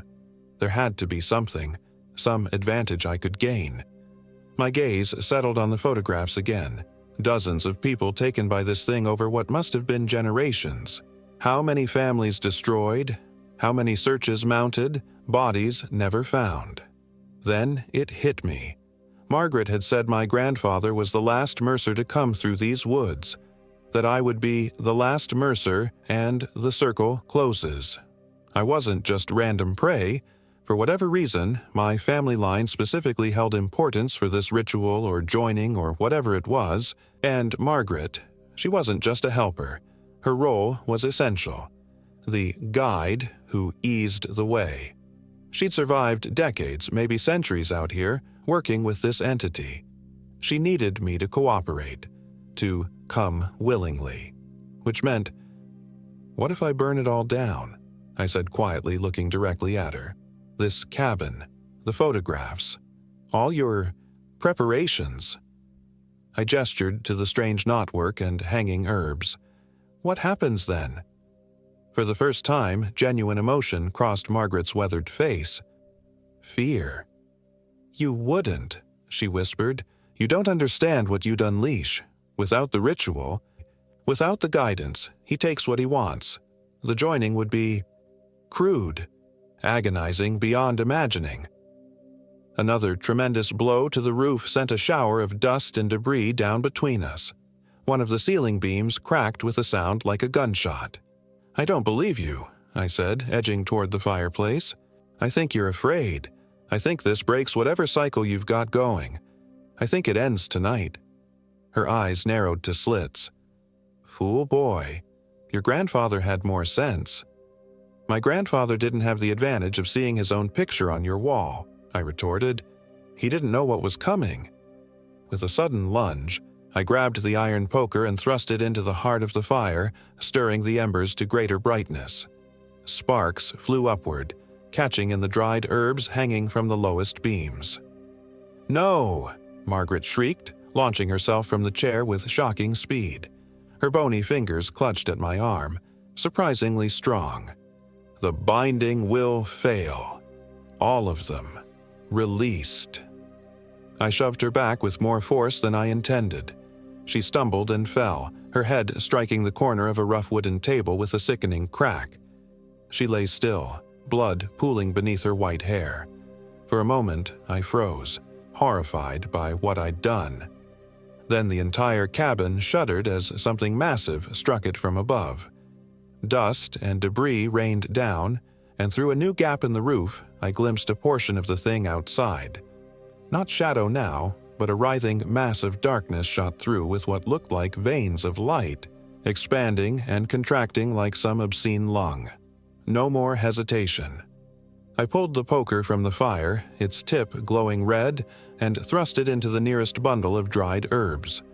They caught immediately, the flames racing along the twine that bound them. I moved quickly around the cabin, setting fire to everything that would burn. The other herb bundles, the strange knotwork Margaret had been creating, the ancient photographs on the walls. The cabin filled with acrid smoke and the smell of burning hair and herbs, an oddly sweet scent underlaid with something bitter. Outside, the creature's assault on the cabin intensified, the walls shaking with each impact. Through the broken window, I heard what might have been screams. Not just one voice, but many, overlapping in a cacophony of agony and rage. The fire spread quickly to the dry log walls, the aged wood catching readily. Heat pushed me toward the center of the room as flames licked up toward the ceiling. I had perhaps 2 minutes before the entire structure would be engulfed. Margaret's body lay where she had fallen, unmoving.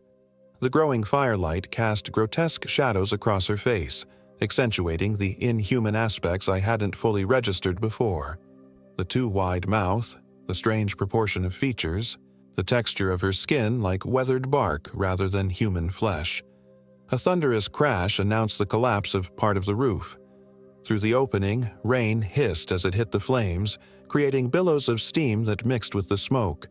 I needed to get out, but the door was now blocked by a wall of fire. The window. It was my only chance. I wrapped my arm in my already soaked jacket and smashed out the remaining glass, clearing the sharp edges as best I could. It was a tight fit, but adrenaline gave me the strength to force myself through, tumbling onto the wet ground outside. I scrambled to my feet, expecting to feel those cold, elongated hands grab me at any moment. But the clearing around the cabin was empty of any visible threat. The rain had lessened to a drizzle, and through breaks in the clouds I could see stars. Ordinary, orienting stars that somehow made the nightmare seem less all-consuming. The cabin was fully engulfed now, flames shooting 20 feet into the night sky. The heat pushed me back to the edge of the trees. As I watched, the fire reached what must have been a store of something volatile. Lamp oil, perhaps, or some chemical Margaret used in her rituals. The explosion blew out the remaining walls, sending burning debris in all directions. With the collapse of the cabin came a sound unlike anything I'd ever heard or hoped to hear again, a scream that seemed to tear through the fabric of reality itself, starting as something almost human, before ascending to frequencies that made my ears bleed and my vision blur. It went on, rising and falling in impossible cadences as if multiple voices were being torn from a single throat. I clapped my hands over my ears and staggered backward into the forest, away from the inferno and that terrible sound. The screaming finally tapered off, replaced by a low, throbbing pulse that I felt rather than heard, a vibration that shook the ground beneath my feet and rattled my teeth in their sockets. The trees around me began to sway, not with wind, but as if the earth itself was undulating. Shadow and light played through the forest in patterns that hurt to look at directly, geometries that shouldn't exist, angles that closed in on themselves in impossible ways. From the burning ruins of the cabin rose a column of darkness. Not smoke, but something more substantive. A pillar of absolute blackness shot through with those same veins of light I'd glimpsed earlier. It towered 50 feet or more into the sky before spreading outward like some malevolent mushroom cloud. Within its depths, I could make out shapes, human figures, dozens of them, their forms stretching and contorting as if attempting to break free from the mass. The dark cloud began to fragment, pieces of it separating and drifting toward the forest in all directions. As they reached the trees, they flowed downward, seeping into the ground like heavy oil. With each absorption came another of those terrible screams, distant now, but no less disturbing. I should have run then, while whatever was happening was still unfolding, but I stood frozen, transfixed by the horror and majesty of what I'd unleashed. In the dying light of the fire, I saw movement among the ruins. Margaret, or what had been Margaret, crawling from the ashes. Her flesh blackened and peeling, hair burned away, she still moved with that same inhuman grace, pulling herself upright in a series of jerking motions that no human body could perform. She turned toward me, and what remained of her face was no longer even pretending to be human. The skin had sloughed away to reveal something like bark underneath, the mouth a gaping hole that opened far wider than a human jaw could stretch, the eyes now just hollows filled with the same swirling darkness that had formed the cloud. "The circle breaks," she rasped, her voice somehow carrying clearly over the distance between us. "The Watchers are free. You have unmade us all." Her ruined face split in what might have been a smile. "Run now, last Mercer. Run while the forest remembers what it was." I didn't need to be told twice. I turned and fled into the trees, no direction in mind except away. Away from the burning cabin, away from Margaret's ruined form, away from whatever forces I'd just unleashed. To my shock, the forest seemed different now, lighter somehow, the trees less densely packed, the underbrush less tangled. I could see the stars through the canopy, could use them to orient myself. East, I needed to go east to hit the highway. I ran, my exhaustion temporarily forgotten in the adrenal rush of pure survival instinct. I don't know how long or how far I ran. Time seemed to stretch and compress in strange ways. Occasionally, I would hear distant screams or catch glimpses of shadowy figures moving through the trees far from my path, but nothing pursued me directly. Once, I passed a standing stone I didn't recall from my inward journey, an ancient, weathered monolith carved with symbols that seemed to shift when viewed from different angles. I gave it a wide berth. Eventually, the trees began to thin, and the terrain became more familiar. The established trails of the Sawtooth Wilderness rather than the twisted, impossible forest I'd been lost in. As dawn broke, I stumbled onto a fire road, and just after sunrise, a Forest Service truck found me, half delirious with exhaustion and exposure. I told the rangers I'd gotten lost, that my gear had been stolen by a bear. They seemed skeptical but concerned primarily with my immediate medical needs, the cuts and abrasions covering my body, my mild hypothermia, my badly sprained ankle that I'd somehow ignored in my desperate flight. They took me to a small clinic in Stanley, where I was treated and released with stern warnings about solo hiking and proper preparation. I gave a statement to the local sheriff sticking to my bear story despite their obvious doubts. When they pressed me about the blood under my fingernails, Margaret's blood, I realized with a shock, I claimed I'd fought through dense thorns during my night in the forest. They took DNA samples anyway, but I knew they'd find nothing to match them against. Margaret Owens had vanished from official records decades, perhaps centuries ago. 2 days later, after I'd recovered enough to travel, I drove back to Boise, every mile putting welcome distance between me and the Sawtooth Range.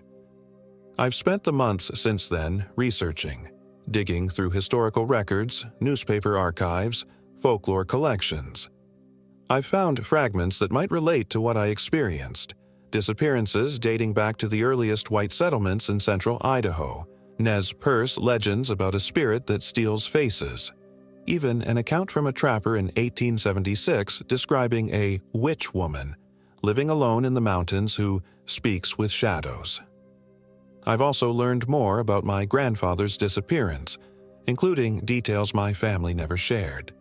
His hunting companions reported hearing inhuman screams the night before they realized he was missing. The search parties found strange arrangements of stones near his last known location. And, most disturbing, a Forest Service employee claimed to have glimpsed him 5 days after he vanished, standing motionless among distant trees. But when they approached, he moved wrong and vanished into the forest. I don't know if I truly escaped that night, or if I'm simply being given time to understand, to come to terms with what waits for me in those mountains. Sometimes I wake in the night to the sound of rhythmic tapping on my bedroom window, though when I look, there's never anything there. Sometimes I catch glimpses of elongated shadows at the edge of my vision. And sometimes, in my dreams, I see my grandfather standing among the pines, beckoning to me with arms that bend at impossible angles, his eyes hollow and waiting. I burned the divorce papers the day I returned to Boise. Whatever waits for me in the future, I'll face it unbound and clear-eyed. I've changed all my emergency contact information, updated my will, said the things to friends and family I'd want them to remember if I disappear, because I know I will eventually return to the Sawtooths. The pull grows stronger each day, a whisper in my blood that won't be denied. But I won't go unprepared. I'm gathering knowledge, tools, allies who might understand what I face. When I return to those mountains, whether next month or next year, it won't be as prey, but as a hunter. The circle may be broken, but whatever was released that night is still there, still waiting. And perhaps, in breaking one cycle, I've merely become part of another. My name is Ethan Mercer, and this is my testimony. If you're reading this and I've gone missing in the Sawtooth Wilderness, don't come looking for me. But if you're reading this because you've experienced something similar, glimpsed what walks between the trees, heard the tapping in the night, then perhaps we should talk. While we still can.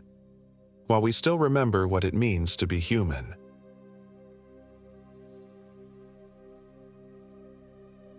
My name is Elijah Moore, and I am 34 years old.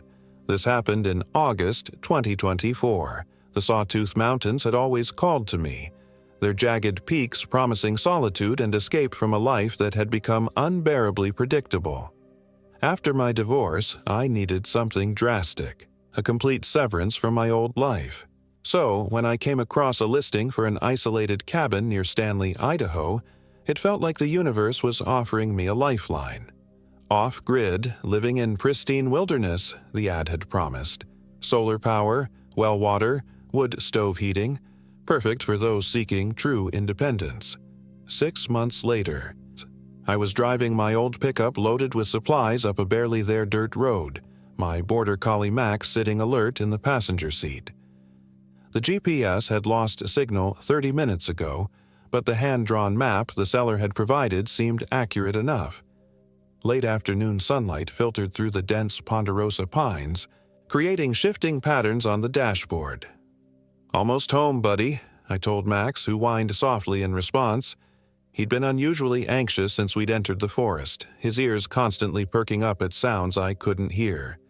The cabin appeared just as the forest began to darken with approaching dusk. It was smaller than I'd expected from the photos, a rugged A-frame with weathered cedar siding and a metal roof that had seen better days. The clearing around it was maybe 50 feet in diameter, the forest pressing in on all sides like sentinels. A woodpile stood stacked against one wall, already seasoned and ready for the stove. Max refused to exit the truck at first, hackles raised as he stared fixedly at the tree line.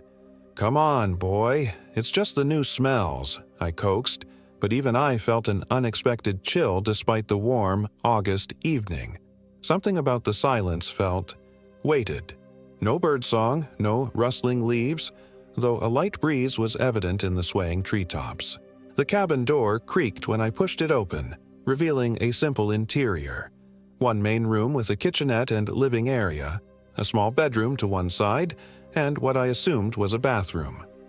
The previous owner had left most of the furnishings: a rough-hewn table with 2 chairs, a threadbare sofa, a bed frame with a questionable mattress. It smelled of dust and pine sap and something else I couldn't quite place. Max finally jumped down from the truck but stayed close to my legs as I began unloading our supplies. By the time I had everything inside, darkness had fallen completely, the kind of absolute darkness that city dwellers never truly experience. I fired up the generator briefly to check the simple electrical system and was relieved when the sparse overhead lights flickered to life. That first night, I slept restlessly. The forest sounds, or lack thereof, kept jolting me awake. Max refused to settle, pacing between the bed and the window, occasionally emitting low growls at nothing I could perceive. "We'll adjust," I whispered to him, stroking his trembling back. Just new territory. But as the night deepened, I began to wonder if I'd made a terrible mistake. The isolation that had seemed so appealing now felt oppressive, as if the forest itself was watching, waiting.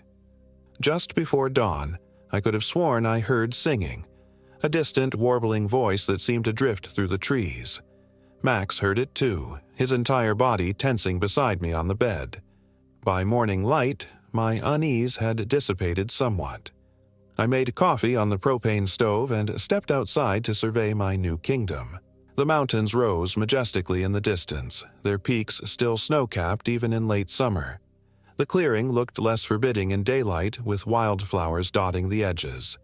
I spent the day organizing the cabin, testing the solar setup, and exploring the immediate surroundings with Max, who seemed marginally more relaxed but still unnaturally vigilant.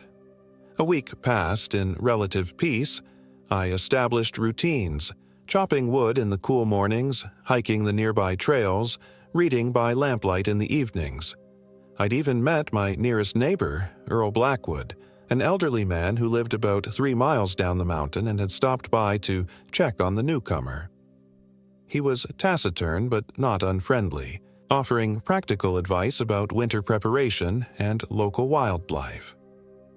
"Been much activity up by Dead Man's Peak lately?" he'd asked casually as he was leaving, nodding toward the mountain visible beyond the trees. "Haven't ventured that far yet," I replied. Something flickered across his weathered face. "Best keep it that way. That area's got a bad history. Hikers go missing up there from time to time." Before I could ask for details, he'd gotten in his ancient Jeep and rumbled away, leaving me with an unsettled feeling that took hours to shake. That night, the singing returned.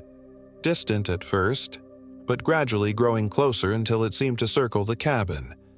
A woman's voice, high and clear, singing words in a language I didn't recognize. Max was frantic, alternating between growling at the windows and trying to hide under the bed. I grabbed my flashlight and the hunting knife I kept by the bed, heart pounding as I approached the window. The beam cut through the darkness but revealed nothing but trees swaying in a wind I couldn't feel inside the cabin. The singing stopped abruptly, replaced by a silence so complete it made my ears ring. The next morning, I found footprints in the dirt around the cabin. Small, barefoot prints that couldn't have belonged to an adult. A child's footprints, except there were no children for miles around. They circled the entire cabin before heading off into the forest toward Dead Man's Peak. I tried to convince myself it was an animal, maybe a mountain lion or a bear walking oddly, but the prints were unmistakably human. The rational part of my brain suggested a lost hiker, perhaps a family camping illegally on the protected lands.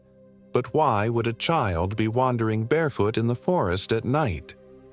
2 days later, I decided to hike to Dead Man's Peak despite Earl's warning. Max was reluctant to follow, but I wasn't about to leave him alone at the cabin. The trail was overgrown and difficult to follow in places, suggesting it wasn't frequently used. About halfway up, we came across an odd arrangement of stones, A perfect circle with various animal bones placed at cardinal points. It looked deliberate, ritualistic even. I felt a strong urge to turn back, but my curiosity outweighed my apprehension. As we approached the summit, the vegetation changed. The healthy pines gave way to twisted, blackened trees that looked as if they'd survived a forest fire, though their positions among otherwise unburned surroundings made no sense. The air grew noticeably colder, and an unpleasant odor, like rotting meat mixed with something chemical, permeated the area. Max stopped dead in his tracks about 100 yards from the peak, refusing to go further despite my commands. His entire body trembled as he stared ahead, and when I tried to pull him along, he snapped at my hand, something he'd never done in the 7 years I'd had him. I reluctantly decided to leave him there and continue alone, promising to return quickly. "Stay, Max. I'll be right back." The summit of Dead Man's Peak was a relatively flat area, perhaps 50 feet in diameter. At its center stood a single, massive pine tree, its bark blackened like the others but with patches that seemed to glisten wetly in the afternoon sun. As I drew closer, I realized with dawning horror that the glistening areas were fresh sap, or what looked like sap but was deep crimson in color. My stomach lurched as I approached. The metallic scent of blood became unmistakable. Around the base of the tree were more of the small footprints along with larger adult prints, all forming concentric circles around the trunk. And carved into the bark at about eye level was a crude symbol, a vertical line with 3 horizontal lines crossing it, all surrounded by a rough circle. As I studied the symbol, a voice spoke directly behind me. "You shouldn't be here, Mr. Moore." I spun around, nearly losing my footing on the rocky ground. A girl of perhaps 12 or 13 stood watching me, her expression unnervingly placid. She wore a simple white dress that was incongruous with the rugged surroundings, and her feet were bare, feet that would perfectly match the prints I'd found. "How do you know my name?" I managed to ask, my voice sounding strange to my own ears. "The forest tells us everything," she replied, her voice carrying that same musical quality I'd heard in the night singing. "Miss Agnes says newcomers need time to adjust before they're invited." "Miss Agnes?" The girl smiled, revealing teeth that seemed too sharp, too numerous. "Our teacher. She's very old and very wise. She's been waiting for someone like you for a long time, someone with the right qualities." A distant howling sound, not quite a wolf, not quite human, echoed across the peak, causing my skin to erupt in goosebumps. "That's her calling me back," the girl said. "You should return to your cabin, Mr. Moore, lock your doors tonight, and don't look outside no matter what you hear. It's not time yet." Before I could respond, she turned and ran into the trees with unnatural speed, seeming to blur at the edges like a photograph out of focus. By the time I reached the spot where she disappeared, there was no sign of her passage. No footprints, no disturbed vegetation, nothing. I found Max where I'd left him, still trembling but overjoyed to see me. We made our way back to the cabin in record time, my mind racing with questions. Who was the girl? Who or what was Miss Agnes? And what did she mean by, "It's not time yet"? The answers began to come that very night. I'd followed the girl's advice, securing every door and window as darkness fell. I even pushed the heavy sofa against the front door for good measure. Max refused to leave my side, his eyes constantly tracking movement I couldn't see through the windows. The singing started just after midnight, not distant this time, but directly outside the cabin. Multiple voices now, weaving together in that same unknown language. I fought the overwhelming urge to peek through the curtains, remembering the girl's warning. Then came the scratching, soft at first, then increasingly insistent, not just on one wall but all around the cabin, as if dozens of hands were trying to find a way in. The scratching was punctuated by whispers, too faint to make out individual words but clearly trying to communicate. "Elijah, come see, beautiful, join us." Max's growls turned to whimpers as he pushed himself further under the bed. The temperature in the cabin plummeted suddenly, my breath fogging in front of my face despite the summer night. The lamplight dimmed and flickered though there was plenty of oil. And then I heard it, a heavy step on the porch, followed by another. Whatever was out there was large, much larger than a child or normal adult. The floorboards groaned under significant weight. A shadow passed across the curtained window, elongated, misshapen, suggesting a form that wasn't quite human. The doorknob rattled, testing the lock but not forcing it. Yet. "Elijah Moore," a voice called from outside, a woman's voice but distorted as if speaking through liquid. "We've prepared a place for you. Open the door and accept our hospitality." My whole body shook with fear, but something deeper than fear kept me rooted to the spot. A primal instinct warning that opening that door would mean the end of everything I was. "Not tonight," I called back, shocked at my own boldness. "The girl said it wasn't time yet." A long silence followed, broken only by what sounded like hushed argument among multiple voices. Then the woman, Miss Agnes, I presumed, spoke again. "The child presumes too much, but very well. 3 nights hence, we will return. Prepare yourself for the honor we bestow." The presence outside moved away, the porch creaking as the weight lifted. The singing resumed, gradually fading into the forest. The temperature slowly returned to normal, and Max cautiously emerged from under the bed. I didn't sleep at all that night, or much the following day. I considered fleeing back to civilization, but couldn't shake the certain feeling that they, whatever they were, would find me no matter where I went. They'd known my name. They'd been watching me since my arrival. Instead, I drove down to Earl Blackwood's place hoping he might shed light on what was happening. His cabin was similar to mine but larger and better maintained, with actual gardens and livestock pens suggesting decades of permanent habitation. He didn't seem surprised to see me, nor by my state of obvious distress. He listened silently as I recounted my experiences, his expression revealing nothing. "You met Agnes Barrow and her daughters," he finally said, the words heavy with significance. "I was afraid of this when I saw where you'd bought property." He poured us both generous glasses of amber whiskey before continuing.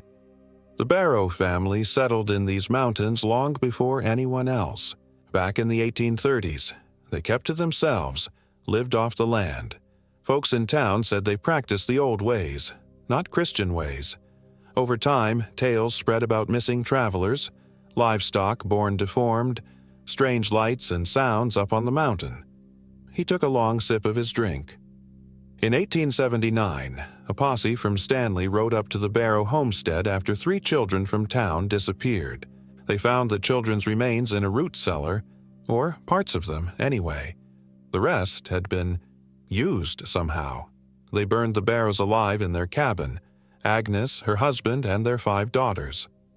I felt my blood run cold, but I saw one of the daughters, a girl who couldn't have been more than 13. Earl's weathered face was grim. The mountain doesn't let them die properly. They've been haunting these woods for generations.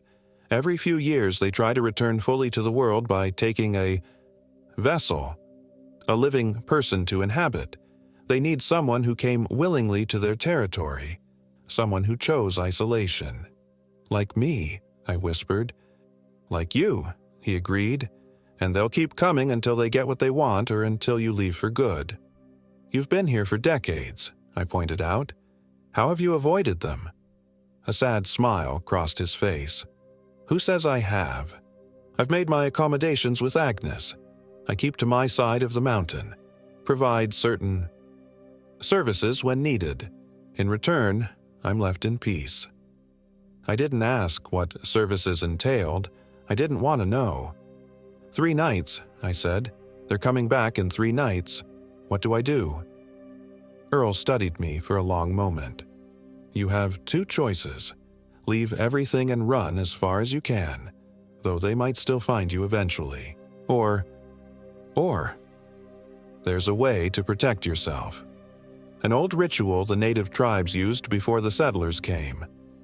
I learned it from my grandfather, who learned it from a Shoshone medicine man. It's not pleasant, and it's not guaranteed, but it's your best chance if you intend to stay. Desperation outweighed my skepticism. Show me. The preparation consumed the next 2 days. Earl provided specific herbs that had to be gathered under moonlight, animal blood, from his own livestock, thankfully, and detailed instructions for creating protective symbols. The ritual would involve pain. My own blood would be required as well, and would need to be performed as the barrows approached on the 3rd night. The barrier it creates won't last forever, Earl warned. Maybe a year if you're lucky. After that, you'll need to renew it or leave. When I returned to my cabin, it was with a mixture of dread and determination. Max seemed to sense the change in me, watching attentively as I prepared the space according to Earl's instructions. The 3rd night arrived with an unnatural stillness. Even the insects were silent as darkness fell. I positioned myself in the center of the cabin, surrounded by the ritual components. Herbs burned down to ash, symbols drawn in blood on the floorboards, candles made from rendered fat that Earl had provided. I didn't ask what animal they came from. Max huddled in the bedroom, sensing what was coming.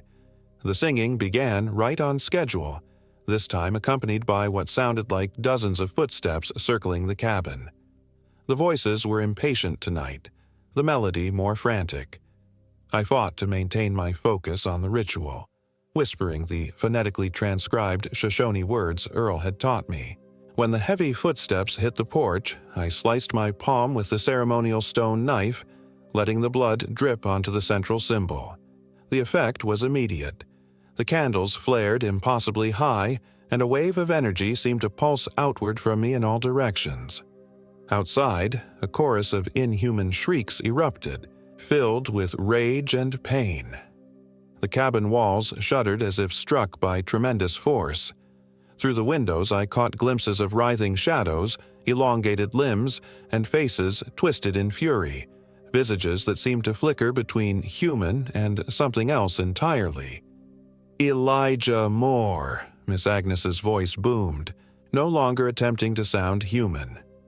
"You deny us our due, the protection will fail, and we will feast on your essence for eternity." The assault on the cabin intensified. Windows cracked but didn't break. Furniture vibrated across the floor. The very air became difficult to breathe, thick with malevolence and the stench of decay. Through it all, I maintained the chant, even as blood continued to flow from my palm, even as my vision blurred from the effort. Max howled from the bedroom, a sound of pure animal terror that cut through even the cacophony outside. Just when I thought I would pass out from the strain, dawn broke. The first rays of sunlight sent the shadows retreating, the screams fading into the forest. The pressure against the cabin walls ceased, and gradually, normal forest sounds returned. Birds cautiously beginning their morning songs, a squirrel chattering on the roof. I collapsed onto the floor, exhausted beyond measure. Max finally emerged from the bedroom, approaching cautiously to lick my wounded hand. When I eventually found the strength to look outside, the clearing appeared normal, showing no evidence of the night's events except for deep gouges in the porch steps, gouges that resembled massive claw marks. Earl arrived around noon, his expression showing equal parts surprise and respect. "You survived," he said simply. "Not many do their first encounter." "Will they be back?" I asked, already knowing the answer. "They never truly leave these mountains," he replied, "but the protection will hold for now. You've earned a reprieve." I spent the rest of the day in a daze, cleaning up the ritual components and treating my wounded hand. As night approached again, I found myself straining to hear any hint of singing in the distance, but the forest remained blessedly normal. 3 weeks have passed since that night. I've considered leaving dozens of times, but something keeps me here. Stubborn pride, perhaps, or a deeper connection to this place that I can't explain. Earl checks on me periodically, helping me strengthen the protective boundaries and teaching me more about surviving in this haunted corner of the Sawtooths. The Barrow women haven't returned to my doorstep, but I know they're watching. Sometimes I glimpse the young girl at the forest's edge, her too-sharp smile visible even at a distance. Occasionally, I still hear faint singing deep in the night. Max has adjusted remarkably well considering everything.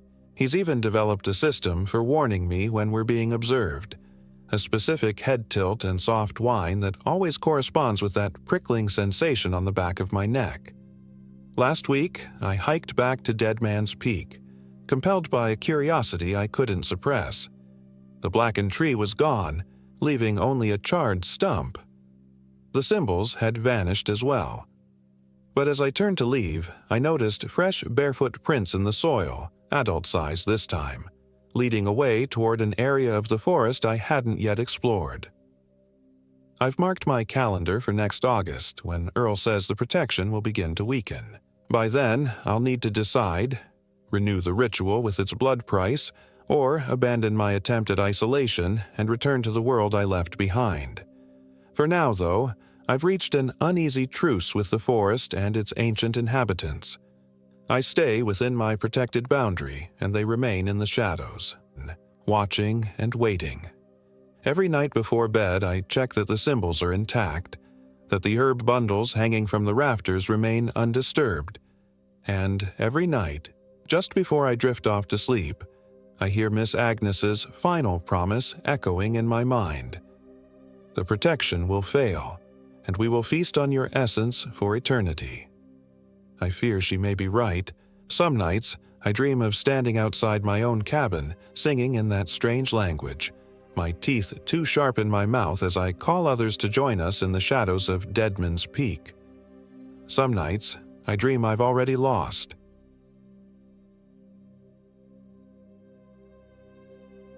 My name is Ethan Mercer, and I am 34 years old. This happened in August 2024. The crackling fire did little to warm the chill that had settled into my bones since we'd entered Gospel Hump Wilderness 3 days ago. Something about this section of Idaho's Nez Perce National Forest felt wrong from the moment we stepped onto the trail. My lifelong friend Marcus insisted it was just my imagination. That was before he went missing 12 hours ago. Just need to get out of Seattle for a while, he'd said over beers last month. Clear my head after the divorce. Marcus had always been the adventurous one, dragging me into the wilderness since we were kids. I was the cautious counterpart, the one who checked weather reports and packed extra supplies, but I couldn't say no when I saw the desperation in his eyes. I prodded the dying embers, each spark disappearing into the oppressive darkness surrounding just my campsite now. The glow barely illuminated the twisted pines crowding around me, their shadows dancing like elongated fingers reaching for my throat. "Marcus!" I called out for the 100th time, my voice echoing back emptier than before. "Marcus!" Only the wind responded, whispering through the trees in a language just beyond comprehension. The stars above were unnaturally bright, like watchful eyes peering down through gaps in the canopy. I checked my watch. 2:17 a.m. I hadn't slept since I woke to find Marcus's tent empty yesterday morning. That was when I first heard it. A humming sound, melodic yet discordant, coming from somewhere deep in the woods. It reminded me of the lullabies my grandmother used to sing, but twisted, wrong, somehow. The sound faded before I could identify its direction. I reached for my satellite phone again, even though I knew it wouldn't work. It had died the moment we crossed some invisible boundary 2 days into our hike, along with both our GPS devices. Marcus had laughed it off. That's the point of coming out here, man. No distractions. Now I would give anything for that phone to work, to hear another human voice besides the one in my head telling me something had gone terribly wrong. I unzipped Marcus's backpack for the 3rd time, methodically examining its contents. Everything was exactly as it should be. Extra clothes, water bottle, energy bars, headlamp, medication for his anxiety.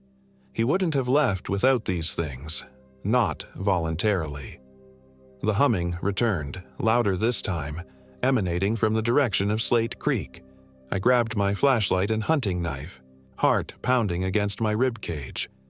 Every instinct screamed at me to stay put until daylight, but the thought of Marcus out there, possibly hurt or lost, overrode my fear. "I'm coming," I whispered, though I wasn't sure if I was speaking to Marcus or whatever was producing that sound. The forest floor crunched beneath my boots as I picked my way through the darkness. My flashlight beam seemed absorbed by the night rather than cutting through it. The trees grew denser as I approached the creek, their trunks twisted in unnatural contortions, bark peeling away to reveal glistening surfaces that resembled exposed muscle.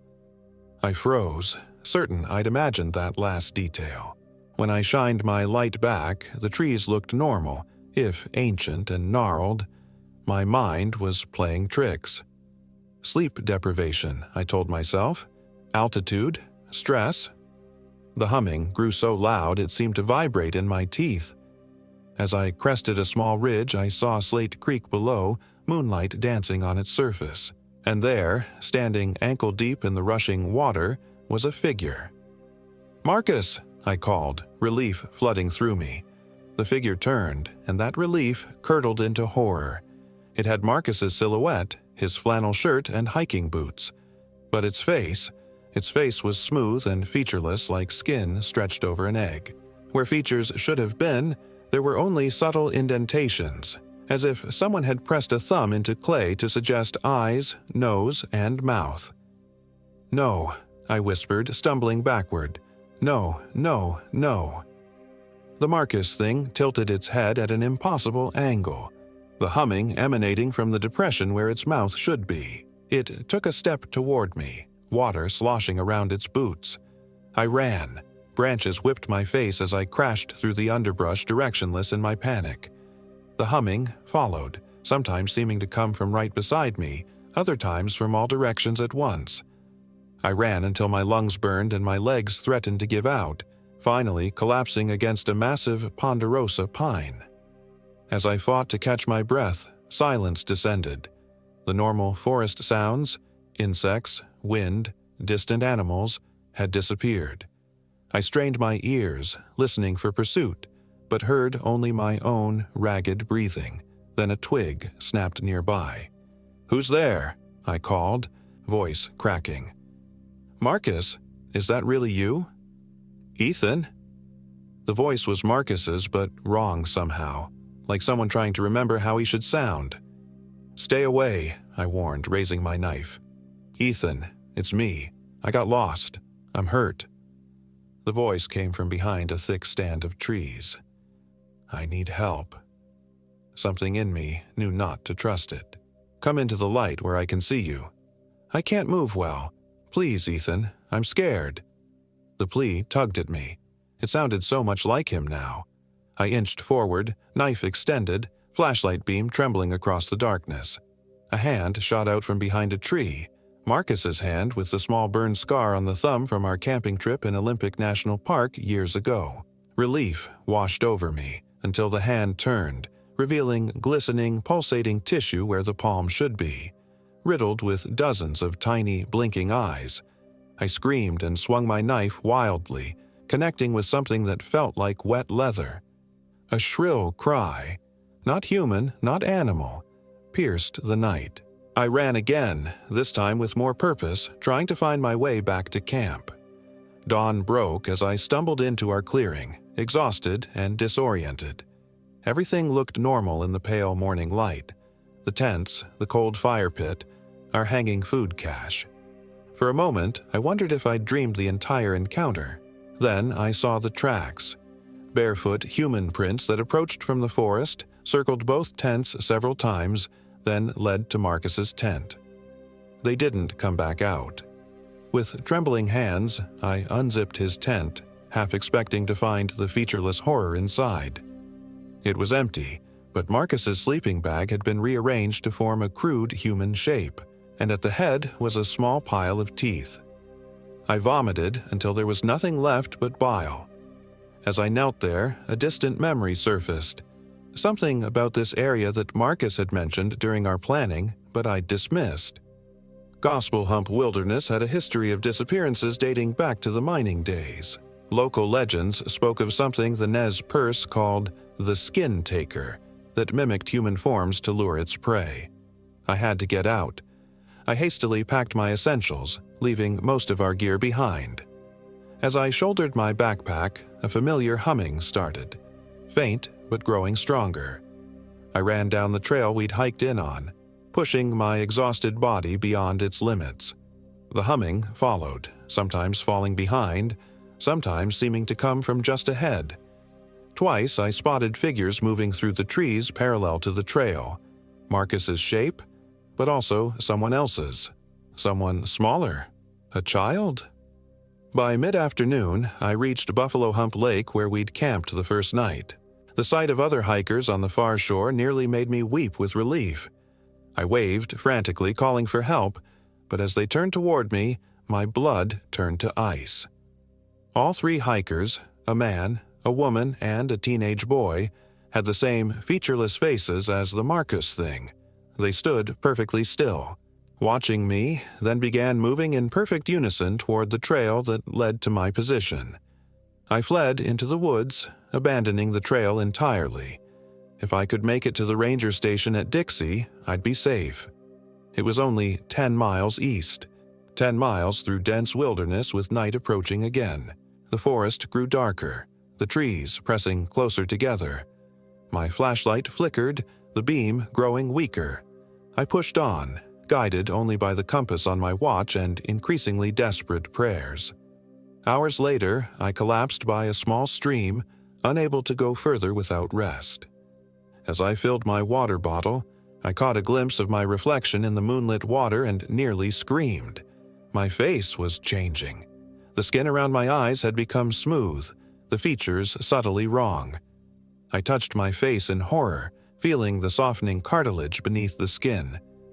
"No," I whispered. "Pel, please, no." "It's already begun," said a voice behind me. I whirled to find an old man standing there, his weathered face illuminated by a lantern. Unlike the other figures, he had distinct features, deep-set eyes, a hooked nose, and a white beard. He leaned on a walking stick, watching me with something like pity. "Who are you?" I demanded, backing away.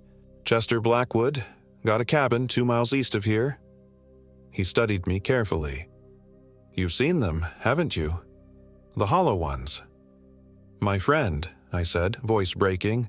"They took my friend, and now—" I gestured at my face. Chester nodded grimly. "They get inside you once you see them, like a disease. Changes you slowly until you're one of them." "How long since your first encounter?" "Last night," I said. "Still time then." He gestured for me to follow. "Come on, dawn's not far off." I hesitated, but something in the old man's steady gaze convinced me. He was solid, real, in a way nothing had felt since Marcus disappeared. I followed him through the undergrowth, alert for any sign of pursuit. Chester's cabin was a small, sturdy structure built into the side of a hill. Inside, every surface was covered with protective symbols, some Christian, others far older. Salt lines crossed every threshold and windowsill. "Sit," he commanded, pointing to a chair by the hearth. He shuffled around the small space, gathering items.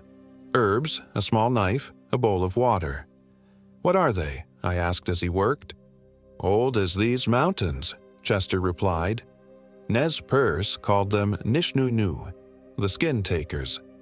Feed on essence, not just flesh. Take your form, your memories. Return to their hunting grounds every generation or so. Why haven't I heard about this? There would be reports, warnings. Chester laughed bitterly. Who'd believe it? Besides, they're clever. Take hikers, climbers, people passing through. By the time anyone notices they're missing, the trail's cold. He paused his preparations. Your friend. When did you last see him? The real him, I thought back. He went to gather firewood before sunset. Seemed normal then. Then he's gone. What you saw wasn't him, just something wearing his skin. Chester's bluntness made me flinch. His memories, too. That's how they know how to act. what to say to lure others. But my face? Different. You saw them, but they didn't take you. It's like an infection. Spreads slower. He approached with the bowl and knife. I can slow it down, maybe stop it if we're lucky. How? Old medicine. Learned it from a Nez Perce healer, years back, before they got her too. He dipped the knife in the water, which I now saw was mixed with herbs and something else, something red. Need your blood to make it work. I hesitated, then extended my hand. Chester pricked my palm, squeezing drops of blood into the mixture. He muttered words in a language I didn't recognize, then dipped his fingers in the bowl and drew symbols on my forehead, cheeks, and chin. The liquid burned like acid, and I bit back a scream. The pain radiated throughout my skull, down my spine, into every extremity. Just when I thought I couldn't bear it any longer, it subsided to a dull throb. "Look," Chester said, holding up a small mirror. My face had returned to normal. Relief flooded through me, followed quickly by suspicion. Why help me? Why are you even out here if you know about these things? Chester's expression darkened. Someone has to try to stop them, or at least warn folks. He turned away, busying himself with putting away his supplies. Had a daughter once, Emily. She was 8 when they took her 30 years ago. I've been hunting them ever since. Have you killed any? Can't kill what's not really alive, he said, but I've sent some back to wherever they come from. Fireworks, sometimes. Running water. Iron. He nodded toward a collection of crude weapons on the wall. Axes, spears, all with iron heads. Problem is, they learn.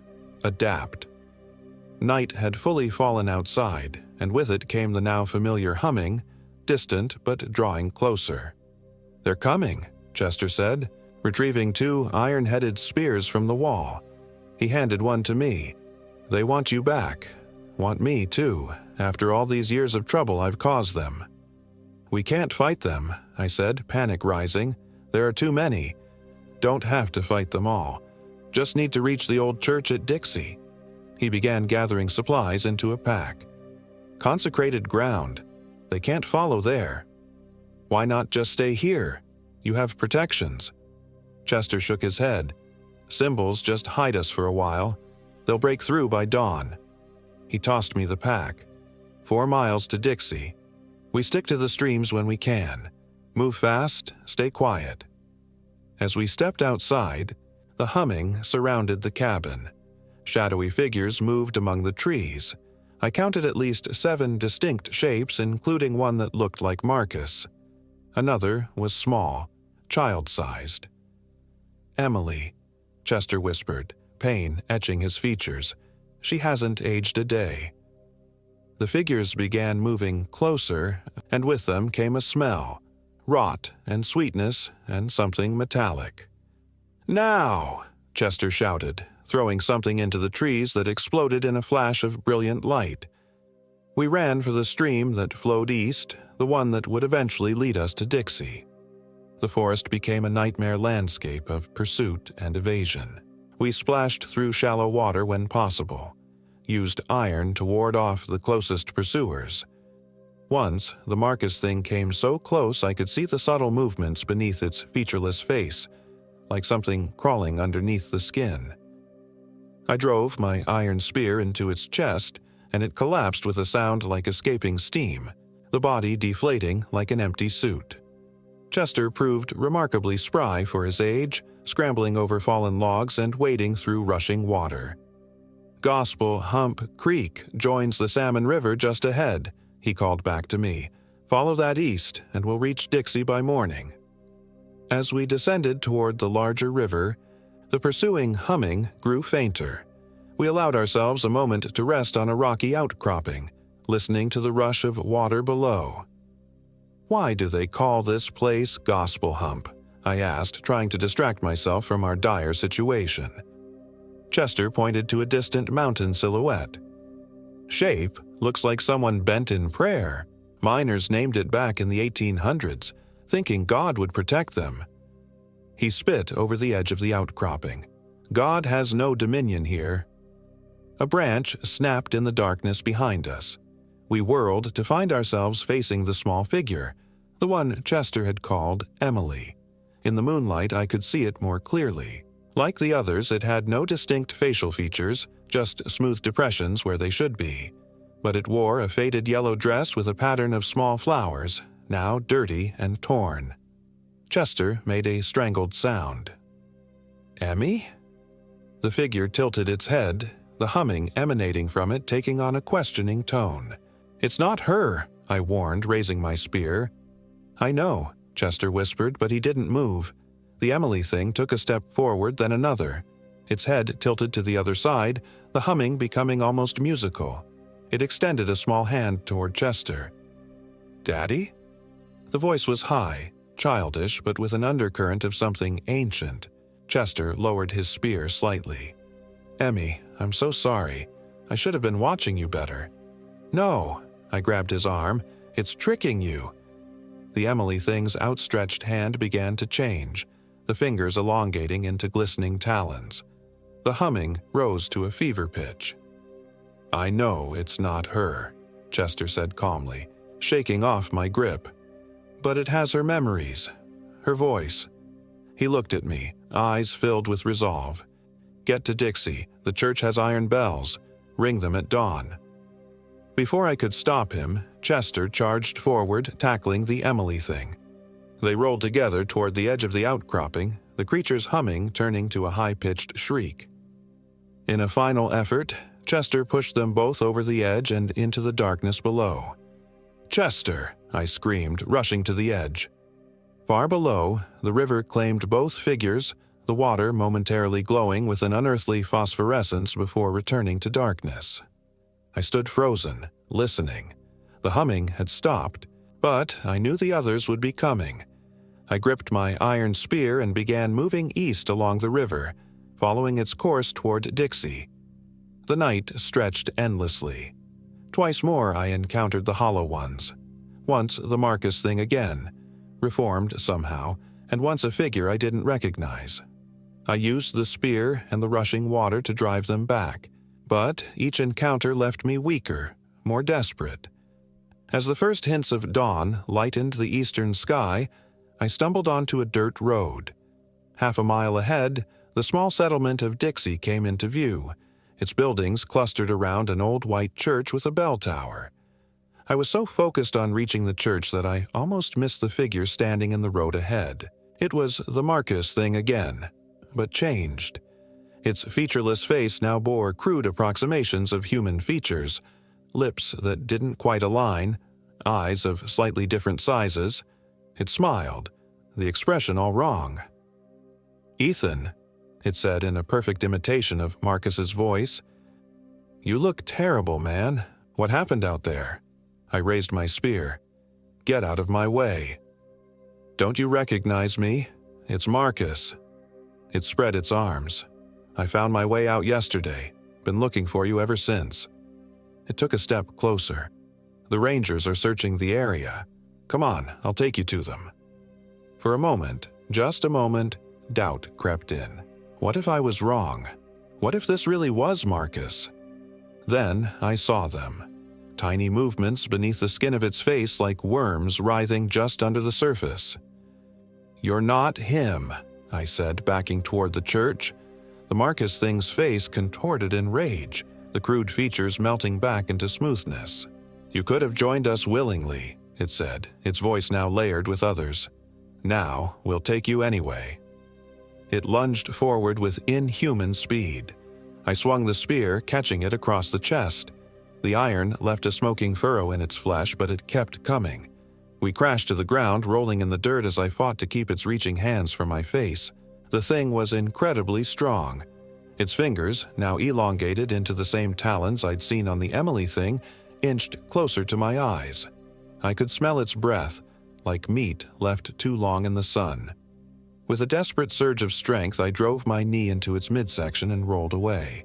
Scrambling to my feet, I ran for the church, aware of the thing close behind. The church door was locked. I slammed against it with my shoulder, once, twice. On the third try, the ancient wood splintered around the lock and I tumbled inside. The Marcus thing reached the threshold but stopped, hissing in frustration. Chester had been right. It couldn't enter. Sunlight streamed through the stained glass windows, illuminating dust motes in brilliant shafts of color. The church was small but well-maintained, with simple wooden pews facing an altar, and at the back, a narrow staircase led up to the bell tower. The Marcus thing paced outside the door, its form seeming less solid in the growing daylight. Other figures had joined it, emerging from the trees at the edge of town, all with the same featureless faces, all humming that terrible melody. I climbed the narrow stairs to the bell tower. The bell was old but intact, a heavy iron thing suspended from thick wooden beams. Beside it hung a rope, frayed but serviceable. I looked out across the wilderness from which I'd escaped. In the clear morning light, Gospel Hump Mountain was visible in the distance, its shape indeed resembling a person bent in prayer.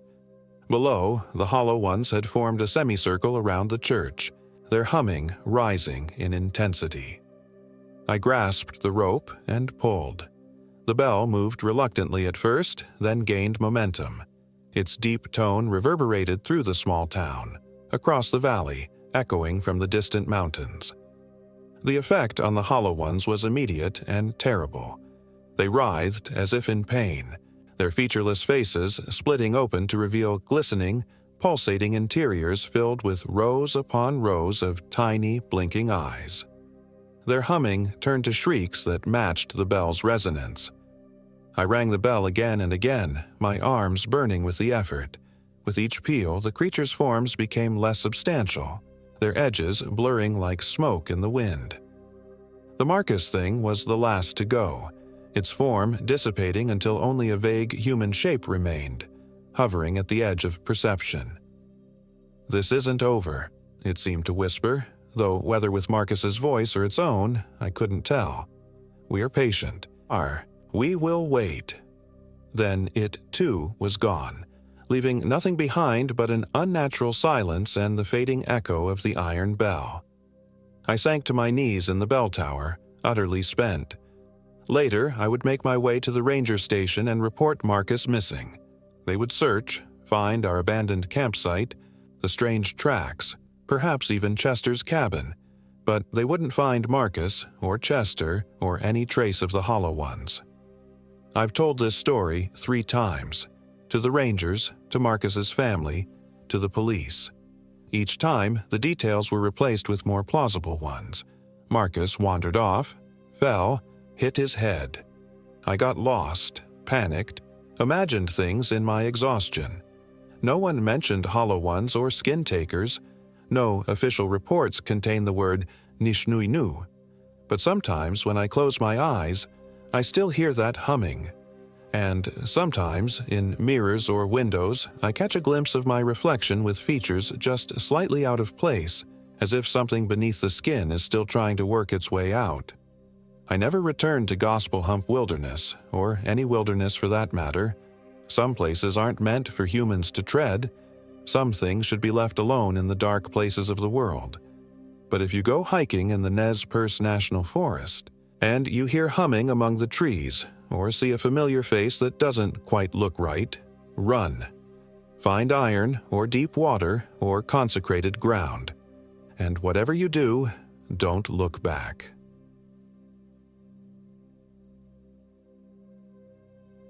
My name is Thomas Harker, and I am 34 years old. This happened in August 2024. The first time I heard the whispers, I convinced myself it was just the wind. The second time, I blamed it on exhaustion. By the third time, I knew something was following us through the Selway Bitterroot Wilderness. "Did you hear that?" I asked, freezing mid-stride along the narrow path we'd been hiking for the past 6 hours. My hiking partner, Eliza, stopped a few feet ahead and turned to look at me with concern in her eyes. We'd been friends since college, bonded by our shared love of outdoor adventure and an unspoken understanding that had survived a decade of life's complications. This trip was supposed to be our escape. A week-long backcountry excursion through one of Idaho's most remote wilderness areas to reconnect with nature and each other after my recent divorce. "Hear what?" she asked, her voice carrying a hint of annoyance. It was the third time I'd stopped us in the past hour. I listened intently, scanning the dense forest of lodgepole pines that surrounded us. The late afternoon sun filtered through the canopy, creating shifting patterns of light and shadow on the forest floor. Nothing but the gentle rustle of leaves and the distant call of a bird. "Never mind," I muttered, adjusting the straps of my backpack. "Thought I heard someone talking." Eliza sighed and checked her watch. "We've got maybe 2 hours of daylight left. We need to make it to Hamilton Lakes before dark if we want to set up camp properly." I nodded and fell back in step behind her, my eyes constantly darting to the trees around us. Something felt wrong about this forest. Had since we'd left the Gospel Hump trailhead that morning. I couldn't shake the feeling we were being watched. "You're just on edge because of the divorce," I told myself. "Nature therapy, remember? That's why you're here." But the whispers came again as we crested a ridge overlooking a spectacular valley that should have lifted my spirits. This time, they were clearer. A sibilant murmuring just below the threshold of comprehension, like multiple voices speaking simultaneously in a language almost, but not quite, like English. "Okay, seriously, you can't tell me you don't hear that," I said, grabbing Eliza's arm. She jerked away from my grip, her expression hardening. "Tom, there's nothing there. You're freaking me out."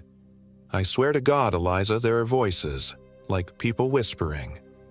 She scanned the surrounding wilderness, taking a deep breath before responding more gently. "Look, I know the last few months have been rough. The sleep deprivation, the anxiety. Maybe this trip was too ambitious right now." I felt a flare of irritation. Eliza had been my rock through the nightmare of discovering Emma's infidelity, through the bitter arguments over our shared home and possessions, through the crushing realization that 8 years of marriage had ended not with a bang, but with a series of pathetic whimpers and legal documents. She, of all people, should believe me. "I'm not having a fucking breakdown," I snapped. "There are voices in these woods." The light was changing as the sun sank lower behind the mountains to the west. Long shadows stretched across the ground like fingers reaching for us. "Let's just get to the lake," Eliza suggested, her tone cautious as if speaking to a spooked animal. "Everything feels better after we set up camp and get some food in us." I followed reluctantly, my senses on high alert. Every snapping twig or rustling leaf made me flinch. By the time we reached Hamilton Lakes, a pair of stunning alpine pools nestled in a natural amphitheater of rugged peaks, the day's golden light had faded to a dusky purple. We worked quickly to set up our tent on a flat area near the shore of the larger lake, the silence between us heavy with unspoken tension. As I hammered the last stake into the ground, I noticed something strange about our surroundings. Despite the perfect summer evening, there was an unnatural stillness to the place. No insects buzzed. No fish jumped in the placid water. No birds called to each other in the trees. "It's too quiet," I said as Eliza emerged from the tent after arranging our sleeping bags. She paused, finally seeming to notice what I'd been feeling all afternoon. "You're right. That is weird." A small victory, but it did little to ease my growing sense of dread. We boiled water on our camp stove for the freeze-dried meals we'd packed, eating in silence as darkness fully enveloped the landscape. The temperature dropped quickly as it often does in the mountains, and we huddled closer to our small fire, watching the flames dance and cast eerie shadows. "I'm sorry I snapped at you earlier," I finally said. Eliza's face softened in the firelight. "It's okay. I shouldn't have dismissed you like that. This place is a little creepy." "Do you remember when we went camping in the Sawtooths during that meteor shower junior year?" I asked, desperate for some normalcy. She smiled, the tension between us easing. "How could I forget? You got so drunk you tried to climb a tree to get closer to the stars and fell flat on your face." I laughed, grateful for the memory.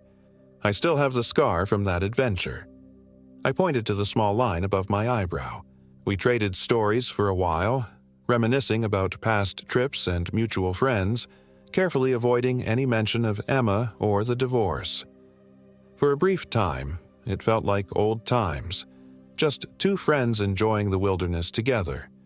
Then came the whispers again, louder this time, seeming to emanate from the darkness beyond our fire's glow. "Come join us. Beautiful water. So deep. Come see." I jerked upright, nearly spilling my tea. "Tell me you heard that." Eliza's eyes widened, and I knew immediately that this time she had. "What the fuck was that?" "That's what I've been hearing all day," I said, my voice barely above a whisper. "Like someone's out there talking." We both stared into the darkness, straining to hear more. For several minutes there was nothing but the crackling of our fire. Then, just as we began to relax, thinking it might have been a trick of the wind, it came again. Multiple voices, overlapping, enticing. "So lonely here. Need company. Just a little closer to the water. See your reflection." A chill ran down my spine that had nothing to do with the night air. Eliza grabbed my arm, her fingernails digging into my skin. "Tom," she whispered, "I think it's coming from the lake." I fumbled for my headlamp, switching it on and directing the beam toward the water. The lake's surface was unnaturally still, reflecting the night sky like a perfect mirror. Nothing disturbed its glassy surface. "Maybe we should go check," I suggested, though every instinct screamed against it. "Are you insane?" Eliza hissed. "Eliza, that's exactly what people do in horror movies right before they die." She was right, of course, but the voices continued, a seductive chorus that seemed to reach inside my mind, tugging at something primal and lonely. "We understand your pain. We can take it away. The water heals all wounds." "They know about Emma," I said, my voice sounding distant to my own ears. "They say they can help." Eliza grabbed my face, forcing me to look at her instead of the lake. "Tom, snap out of it. Whatever that is, it's not trying to help you." Her words broke through the strange fog that had begun to cloud my thoughts. I shook my head, trying to clear it. "You're right. Let's just go to sleep. Maybe we should leave first thing in the morning." Eliza nodded emphatically. "Absolutely. This place gives me the creeps." We doused our fire and retreated to the safety of our tent, zipping ourselves securely inside as if the thin nylon could protect us from whatever lurked outside. I laid awake for what felt like hours, listening to Eliza's breathing gradually slow as she drifted off to sleep, while the whispers continued their tempting invitation from the direction of the lake. At some point, exhaustion must have claimed me, because I jerked awake in total darkness, disoriented and filled with inexplicable panic. The whispers had stopped, but something else had woken me, a sound like water dripping, slow and rhythmic. Drip, drip, drip. I fumbled for my headlamp, careful not to wake Eliza, whose form I could make out in the darkness beside me. The beam caught something that made my blood run cold. Water. A small puddle was forming on the floor of our tent, and as I watched in horror, another drop fell from above, landing with a soft plop. Drip, drip, drip. I trained my light upward and saw that the ceiling of our tent was soaked, water seeping through despite there being no rain. I reached up and touched it. The material was ice cold and slick beneath my fingers. "Eliza," I whispered, shaking her shoulder. "Wake up." She didn't stir. "Eliza," I said more urgently, turning my light toward her sleeping bag. What I saw made me recoil in horror. Eliza's sleeping bag was soaked through, dark water spreading across the fabric. But it wasn't water. It was too thick, too dark. It smelled metallic. Blood. I tore at the zipper of her sleeping bag with trembling hands, finally managing to yank it open. Empty. Eliza was gone. I scrambled backward, my heart pounding so hard I thought it might burst from my chest. That was impossible. I'd seen her form just moments ago. She'd been right there beside me. A low, gurgling laugh came from outside the tent, followed by the familiar chorus of whispers. "She's with us now, in the deep water. Come join us, Thomas. So lonely, without your friend." "Eliza!" I screamed, frantically unzipping the tent entrance and stumbling outside. The night had transformed while I slept. A thick mist hung over the lake, illuminated by moonlight that gave the entire scene an otherworldly glow. The surface of the water rippled in places, as if something large moved just beneath. And there, standing at the edge of the lake, was a figure. "Eliza!" I called, hope momentarily overriding my terror. The figure turned slowly, and I raised my headlamp to illuminate it. It looked like Eliza, her height, her build, her long dark hair now dripping wet, but the face was wrong. The features seemed to shift and flow like they weren't fully formed, and the eyes were huge, black, and utterly devoid of humanity. "Thomas," it said in Eliza's voice, though the mouth didn't move correctly with the words. "The water is wonderful. You should join us." My entire body went cold with primal terror. I took an involuntary step backward as the thing wearing my friend's shape took a step toward me, water pouring from its clothes and hair, leaving dark stains on the ground. "What are you?" I whispered. "What have you done with Eliza?" The creature cocked its head at an impossible angle, as if confused by the question. When it spoke again, the voice was still Eliza's, but layered with others, countless others, all speaking in perfect unison. "We are the ones who wait in the deep places, the forgotten ones, the hungry ones." It smiled, revealing rows of needle-like teeth where Eliza's straight white ones should have been. "Your friend was delicious, so full of life and love and dreams. We have consumed them all." I backed away, searching desperately for a weapon, something to defend myself with. My hand closed around a large branch near our doused fire pit. "Stay back," I warned, brandishing the makeshift club. The creature laughed, a sound like water rushing over stones. "You cannot hurt us, Thomas Harker. We are ancient. We were here when the mountains were young." It took another step forward, its movements jerky and unnatural, like a puppet whose strings were being pulled by an unskilled hand. "Your pain called to us," it continued. "The betrayal, the loneliness, the emptiness inside you where love used to be. We can fill that void. Thomas, we can take away the pain." An image flashed in my mind. Emma on our wedding day, beautiful and smiling, promising forever.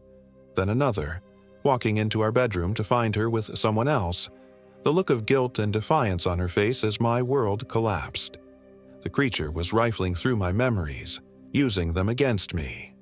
"Get out of my head!" I shouted, swinging the branch wildly. It connected with the thing's shoulder, and to my horror, the limb simply detached, falling to the ground with a wet splat before dissolving into a puddle of dark water that slithered back toward the lake like a living thing.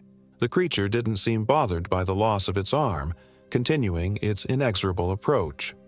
"We have existed in these waters for millennia," it said, now just feet away from me. "The Nez Perce knew to avoid this place. They called us Nakat, the water stealers. We take what we need to survive." I continued backing away, my mind racing for a plan. I couldn't outrun whatever this was. I couldn't fight it, but I couldn't let it take me like it had taken Eliza. Eliza! Oh God, Eliza was gone. The reality of her loss hit me like a physical blow, momentarily distracting me from the approaching horror. My oldest friend, who had stood by me through everything, was dead because I'd insisted on this trip, because I'd needed an escape from my problems. The creature sensed my distraction and lunged forward with impossible speed. Cold, wet hands clasped around my throat, and I was thrown backward onto the ground with crushing force. The thing that looked like a melting version of my friend straddled my chest, its face inches from mine, water from its hair dripping onto my cheeks like icy tears. "Your sadness is exquisite," it whispered, its breath smelling of stagnant water and decay. "We will savor it for years to come." Its grip tightened, cutting off my air. Black spots danced at the edges of my vision as I thrashed and struggled. My right hand, pinned beneath me, brushed against something metal, the handle of the camping hatchet I'd used earlier to split wood for our fire. With the last of my strength, I wrenched it free and swung blindly. The small axe connected with the creature's neck, and to my surprise, it bit deep. The thing released me with a shriek that sounded like nothing human, black ichor spraying from the wound. I scrambled backward, gasping for air, as the creature clutched at its partially severed neck. "You cannot escape," it gurgled, its form beginning to lose cohesion, melting like ice under a blowtorch. "We are everywhere." I didn't wait to see what happened next. I ran straight for the trail that had brought us to this cursed place, leaving everything behind, our tent, our supplies, everything but the hatchet still clutched in my white-knuckled grip. I ran until my lungs burned and my legs threatened to give out beneath me, stumbling through the darkness guided only by the feeble beam of my headlamp and sheer desperation. The whispers followed me, echoing through the trees, sometimes so close I could feel their cold breath on the back of my neck. "You'll never escape us. We know where you live now. We'll find you anywhere. There's water. A drop is all we need." I don't know how long I ran. Hours, it seemed, before I finally collapsed on the trail, physically unable to go any further. I huddled against the trunk of a massive pine, clutching the hatchet to my chest, waiting for dawn or death, whichever came first. Dawn arrived eventually, pale light filtering through the canopy above. With it came silence. The whispers had stopped. Birdsong returned to the forest, and for the first time since we'd entered the Selway Bitterroot, the woods felt normal. I waited another hour, afraid to trust the apparent reprieve, before finally continuing down the trail on trembling legs. By some miracle, I found my way back to the trailhead by early afternoon, where my car sat exactly as we'd left it. Eliza's car was there too, a painful reminder that I was returning alone. I drove straight to the ranger station at Nez Perce Clearwater National Forest headquarters, barely coherent as I reported Eliza missing. They didn't believe my story, of course. Who would? But they took the missing persons report seriously enough to organize a search party. They never found her. Not a trace. They found our campsite exactly as I described it, but with one crucial difference. There was no blood. Our tent was dry. Our sleeping bags were neatly arranged inside. All of our gear was accounted for, including Eliza's personal items, her clothes, even her wallet and ID. It was as if she had simply vanished into thin air while setting up a perfectly ordinary campsite. The official report concluded that Eliza Mackenzie, 33, likely fell into Hamilton Lakes while I was asleep and drowned. They cited the disorientation I displayed when reporting her missing as possible evidence of carbon monoxide poisoning from our campfire, explaining my delusions about water creatures and whispering voices. I know what I saw. I know what took my friend. 3 months have passed since that night. I moved away from Idaho as far from the Selway Bitterroot wilderness as I could get. I avoid large bodies of water now. I take only the briefest of showers. I check my faucets obsessively for drips, because sometimes, when the house is quiet, I can hear them again. Whispers coming from the drain in my bathroom sink, calling my name, telling me that Eliza misses me, that they're waiting for me to join them in the deep water. And sometimes, in the middle of the night, I wake to the sound of wet footsteps in the hallway outside my bedroom.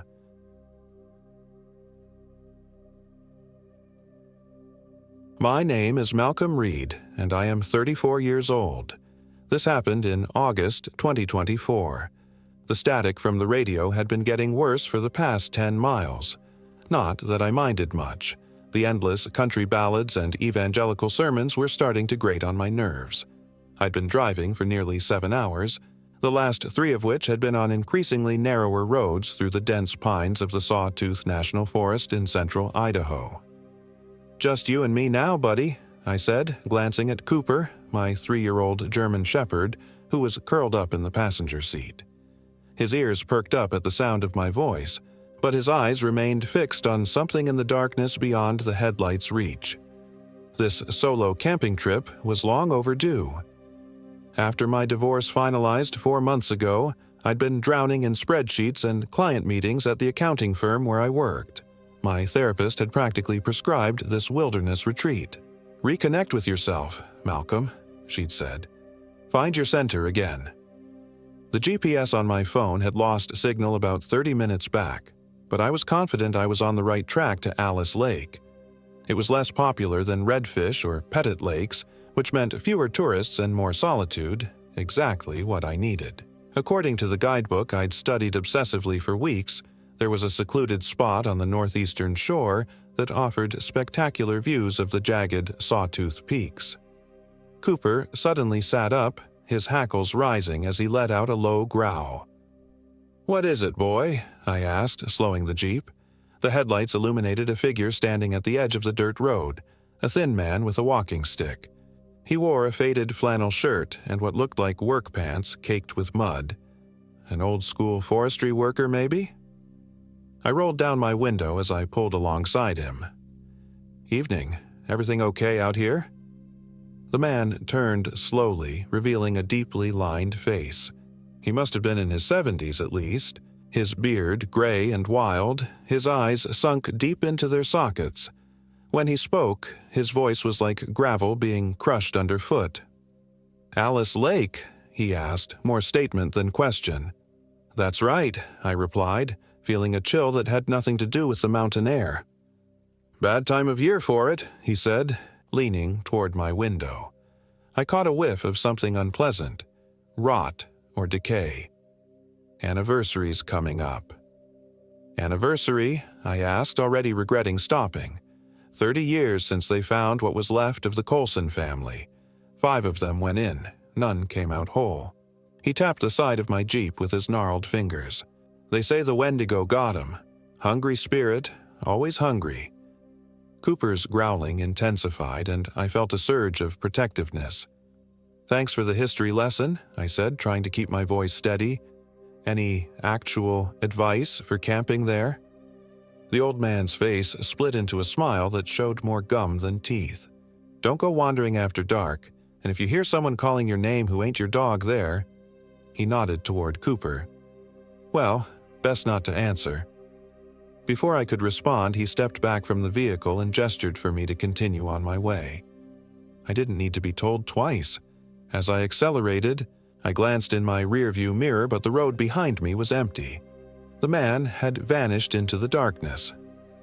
Locals with their ghost stories, I muttered to Cooper, who had settled back down but kept his eyes fixed on the side mirror. Probably owns the competing campground. Still, I couldn't shake a growing sense of unease as the road narrowed further, branches occasionally scraping against the Jeep's roof. According to my map, I should reach the trailhead parking within the next few miles. The radio, which had been reduced to static, suddenly blared to life with piercing clarity. Advisory for Central Custer County, including the Sawtooth National Recreation Area. Unexpected severe weather system moving in from the northwest. Temperatures expected to drop below freezing with heavy precipitation. All backcountry travelers should seek shelter immediately. The broadcast cut out as abruptly as it had begun, returning to static. I switched it off with a frustrated sigh. Typical. The forecast had promised clear skies for the next 3 days. I'd packed for cool nights, but nothing extreme. "What do you think, Coop? Press on or find a motel?" Cooper whined, pressing himself closer to my side. "Yeah, I didn't drive all this way to turn back now. We've got good gear. We'll be fine." 20 minutes later, I pulled into the small gravel lot that served as the trailhead parking. Mine was the only vehicle there, another benefit of arriving on a Thursday night in the off-season. According to my trail map, Alice Lake was a 4-mile hike-in. With my headlamp and Cooper leading the way, I could make it before midnight, even with a full pack. I stepped out of the Jeep and immediately noticed the drop in temperature. My breath fogged in front of me as I zipped my jacket up to my chin. Cooper circled the parking area, sniffing intently at something I couldn't see. His behavior was starting to concern me. He was usually calm and focused, but tonight he seemed on edge. "Cooper, heel," I commanded, and he reluctantly returned to my side, still glancing back at whatever had caught his attention. I shouldered my backpack, checked my headlamp, and secured Cooper's lead. The trail started at the edge of the parking lot, marked by a weathered wooden sign that read, "Alice Lake, 4 miles." Below it, someone had carved a crude symbol, a stick figure with antlers. Probably some kid's graffiti, but after the old man's story, it made me uneasy. The first mile of the trail was straightforward, a gentle ascent through lodgepole pines. My headlamp carved a tunnel of light through the darkness, and the familiar weight of my pack settled comfortably across my shoulders. Despite everything, I felt some of my tension melting away. This was why I'd come, to feel small against the vastness of the wilderness, to remember there was more to life than the cramped confines of my downtown apartment and fluorescent-lit office. Cooper, however, remained tense. Twice he stopped dead in his tracks, staring into the darkness beyond my headlamp's beam, a low rumble building in his chest. "It's just wildlife, buddy," I assured him, though I found my free hand drifting to the bear spray on my belt. Idaho's backcountry was home to black bears and the occasional mountain lion.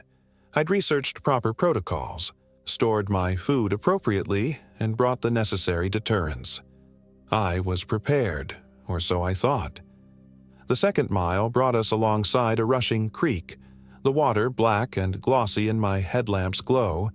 The sound partially masked the other noises of the forest, which was both comforting and concerning.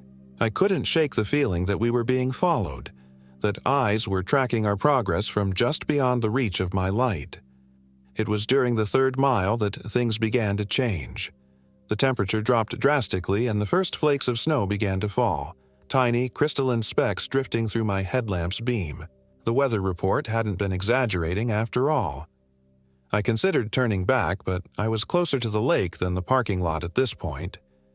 Better to reach my destination and set up camp than retrace my steps. The trail steepened, and my breath came in labored clouds before me. Cooper had stopped pulling ahead and now stayed close by my side, occasionally looking over his shoulder. The snow was falling more heavily now, beginning to accumulate on the ground and muffle our footsteps. That's when I heard it. A voice carried on the wind, so faint I almost convinced myself I'd imagined it. "Malcolm." I froze, my heart suddenly hammering against my ribs. Cooper growled, the sound vibrating through his body where it pressed against my leg. "Hello?" I called out, my voice sounding thin in the vast darkness. "Is someone there?" Only the whisper of snowfall answered me. After a long moment, I continued walking, but now every sense was on high alert. The old man's warning echoed in my mind. If you hear someone calling your name who ain't your dog there, best not to answer. But that was ridiculous. It was just the wind playing tricks on me, or another hiker who had somehow learned my name. The logical part of my brain scrambled for explanations, while a deeper, more primal part urged me to run. The final mile to Alice Lake was the hardest. The trail became rocky and uncertain, obscured by the thickening snow. Several times I had to consult my paper map and compass, the techniques I'd learned in a wilderness orientation course coming back to me. Cooper stayed glued to my side, no longer exploring or sniffing around. Something had changed in him, his playful curiosity replaced by vigilant wariness. When we finally crested the ridge and the lake spread out before us, I felt a surge of relief. Even through the curtain of snow, I could make out the still black water reflecting the clouded night sky. The designated camping areas were on the northeastern shore, just as my guidebook had described. I picked my way down the slope toward the lake, searching for a flat area sheltered by trees. Eventually, I found a suitable spot about 50 yards from the water's edge, protected by a stand of pines. The snow was coming down steadily now, already an inch deep on the ground. I needed to get my tent up quickly. Years of camping experience paid off as I efficiently unpacked and set up my 3-season tent. It wasn't ideal for snow, but it would have to do. Cooper watched the perimeter as I worked, his posture rigid, occasionally releasing a low growl that raised the hair on the back of my neck. "Easy, boy," I murmured, though I found myself frequently scanning the darkness beyond my headlamp's reach. Nothing out there but trees and rocks. With the tent secured, I set about preparing a quick meal on my backpacking stove. The familiar routine of boiling water and rehydrating a pouch of beef stew helped calm my nerves. I fed Cooper his portion, but he merely sniffed at it before returning to his self-appointed guard duty. The wind picked up as I finished eating, driving the snow sideways and causing the pine branches above to sway and creak. I packed away my cooking equipment, hung my food bag from a branch well away from our tent, standard bear precaution, and prepared to turn in for the night. It wasn't yet midnight, but exhaustion had settled into my bones, and the prospect of a warm sleeping bag was irresistible. Inside the tent, I changed into dry layers, slipped into my sleeping bag, and patted the space beside me for Cooper. He entered reluctantly, turning 3 circles before settling down, his body tense against mine. I switched off my headlamp, and darkness enveloped us, broken only by the faint glow of snow through the tent fabric. Sleep came fitfully, punctuated by strange dreams. I was running through the forest, something pursuing me that I couldn't see but could feel. A hunger so intense it seemed to alter the air around it.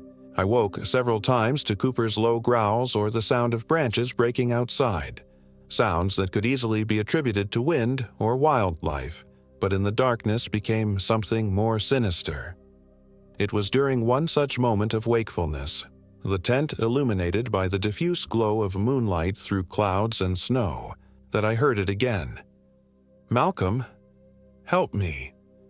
The voice was clearer this time, closer, a woman's voice, thin with fear or cold or both. It came from the direction of the lake. Cooper was instantly alert, a continuous growl rumbling in his chest. I fumbled for my headlamp, my fingers clumsy with cold and fear. "Hello?" I called out. "Who's there?" "Please, I'm lost." It sounded so genuine, so human. Perhaps another hiker had gotten disoriented in the snowstorm. Despite the old man's warning and Cooper's obvious distress, I couldn't ignore someone in trouble. I pulled on my boots and jacket, grabbed my headlamp, and unzipped the tent. The night outside was transformed. At least 3 inches of snow had accumulated, casting everything in ghostly white. My headlamp's beam seemed feeble against the vast darkness, barely penetrating 20 feet ahead. "Where are you?" I called, stepping fully out of the tent. Cooper followed, pressing against my leg, his hackles raised. "By the water. Please hurry." The voice was strange, sometimes seeming to come from the lake, other times from the forest behind me. I took a few hesitant steps toward the shore, Cooper reluctantly following. The snow crunched beneath my boots as I made my way toward the water's edge. My headlamp caught the glint of the lake's surface, now partially frozen around its perimeter. There was no sign of another person. "Hello?" I called again, my voice echoing across the water. The response came from directly behind me, so close I could feel breath on my neck. "Found you!" I whirled around, my heart nearly stopping. There was nothing there, just swirling snow and darkness. Cooper barked sharply, lunging toward something I couldn't see. The beam of my headlamp caught movement at the tree line, a tall, thin shape that seemed to shift and waver like heat rising from pavement. It was roughly human in form, but wrong somehow. Too tall, too angular, its proportions distorted. "Cooper, come!" I shouted, backing toward the tent. Whatever I'd seen by the trees, I wanted no part of it. My dog responded immediately, retreating to my side but keeping his eyes fixed on the tree line. Together we backed toward our campsite, my headlamp sweeping frantically from side to side. The falling snow made it difficult to see clearly, shapes appearing and dissolving in the swirling white. We reached the tent, and I fumbled with the zipper, desperate to get inside, to create even the illusion of safety. As we ducked in, I cast one final glance over my shoulder. Standing at the edge of the lake was a figure. In the brief glimpse my headlamp afforded, I saw a woman in what appeared to be hiking gear, her hair long and dark against the snow. She raised a hand as if in greeting, but there was something wrong with her proportions. Her fingers too long, her arm bent at an impossible angle. I sealed the tent and sat trembling in my sleeping bag, Cooper pressed tightly against me. I didn't sleep for the remainder of the night. Outside, the wind howled, carrying with it sounds that might have been branches creaking or might have been something else entirely. Laughter, whispering, the crunch of footsteps circling our tent. When dawn finally broke, filtering gray light through the tent walls, I packed up with record speed. The snowfall had ceased, leaving about 5 inches on the ground. As I emerged from the tent, I noticed tracks in the snow around our campsite. Not human footprints, but strange, elongated impressions with what looked like cloven marks at the front. They circled the tent completely, sometimes approaching within inches of the fabric walls. Cooper refused to leave my side as I disassembled the tent and packed it away. His eyes constantly scanned the tree line, and twice he growled at something I couldn't see. It was as I was shouldering my pack that I noticed something hanging from a nearby branch, my food bag, which I'd carefully suspended the night before. It was shredded, the contents scattered across the snow, but the damage didn't look like the work of a bear or other wildlife. The nylon was torn in long, precise strips, almost surgical in their exactness. I didn't linger to investigate further. With Cooper on a short lead, I began the 4-mile trek back to the trailhead, moving as quickly as the snow-covered path would allow. The forest in daylight should have been reassuring, but every shadow seemed to conceal movement. Every sound caused my heart to skip a beat. About a mile into our return journey, Cooper suddenly stopped, his attention fixed on something ahead. I followed his gaze and saw a splash of color against the white snow, bright blue, out of place in the winter landscape. As we drew closer, I realized it was a backpack, partially buried in fresh snow. Beside it lay a walking pole and a water bottle. The scene had all the hallmarks of a hiker who had set down their gear momentarily, yet there was no owner in sight. "Hello?" I called out, my voice echoing through the trees. "Anyone there?" Cooper whined, pulling me away from the abandoned gear. I gave in to his insistence, skirting widely around the backpack and continuing down the trail. Something about that bright blue pack against the pristine snow disturbed me deeply. It spoke of interruption, of plans suddenly and violently altered. We were making good time despite the snow when I heard the snap of a branch off to our right. Cooper froze, and I instinctively reached for the bear spray on my belt. Through the trees, I caught glimpses of movement. Something large, moving parallel to the trail about 50 yards away. "Hey!" I shouted, hoping to scare off whatever wildlife was tracking us. "Get out of here!" The movement stopped. For a long moment, there was absolute silence in the forest. No birds, no wind in the branches, nothing. Then, from the same direction came a sound that made my blood run cold. The crack and pop of bones shifting, of joints dislocating and reforming. Cooper tugged frantically at his lead, urging me down the trail. I didn't need further encouragement. We broke into a run, my boots slipping on the snow-covered path. Behind us, I heard movement keeping pace, branches breaking as something large moved swiftly through the forest. We rounded a bend in the trail, and I nearly collided with a figure standing directly in our path. I skidded to a stop, raising my hands defensively before recognizing the wild beard and deeply lined face of the old man from the road. "Told you it was a bad time of year," he said, his weathered face grim. "You heard it calling, didn't you? Answered it too, I'd wager." Behind us, the sounds of pursuit had ceased. I glanced over my shoulder but saw only undisturbed forest. "What the hell is going on?" I demanded, my voice shaking. "What's out there?" The old man looked past me, his rheumy eyes narrowing. Old spirit, hungry spirit. The Shoshone knew about it long before white folks came. They called it the devourer of dreams in their tongue. We call it Wendigo now. He spat on the ground. Gets inside your head. Makes you hear things, see things, makes you trust it right up until it starts feeding. That's insane, I stammered, though the events of the night before had severely tested my skepticism. Insane is coming up here alone, he retorted, especially now. It gets stronger as winter approaches, hungrier. The Colson family learned that 30 years ago. 5 of them went in. He held up 2 gnarled fingers. 2 came out, and they weren't right in the head afterward. The father kept insisting his wife and youngest boy were still alive, still calling to him from the lake. Cooper whined, pressing against my leg. I had to admit, the old man's presence was the only thing that had stopped our pursuer. Whether his story was true or he was simply a deranged local, he seemed to have some authority in these woods.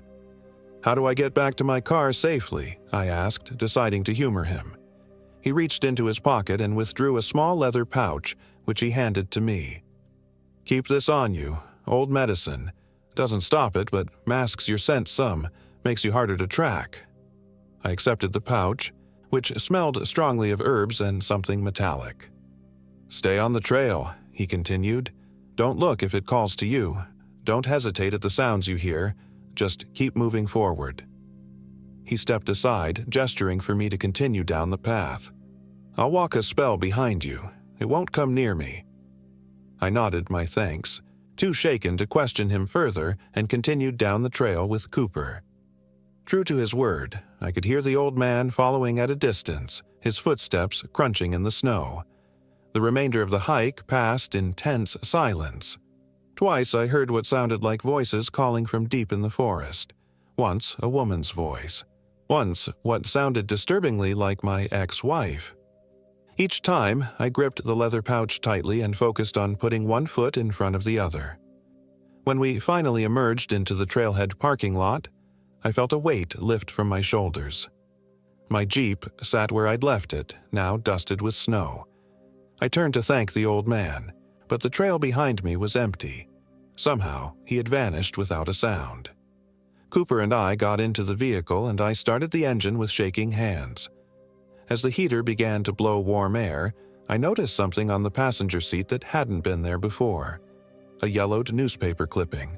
The headline read, "Family of 5 missing in Sawtooth Wilderness. Search continues." Below it was a photo of a smiling family. Father, mother, 2 teenage boys, and a young girl, perhaps 7 or 8.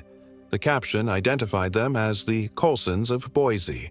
The date on the newspaper was October 15th, 1994, exactly 30 years ago, as the old man had said.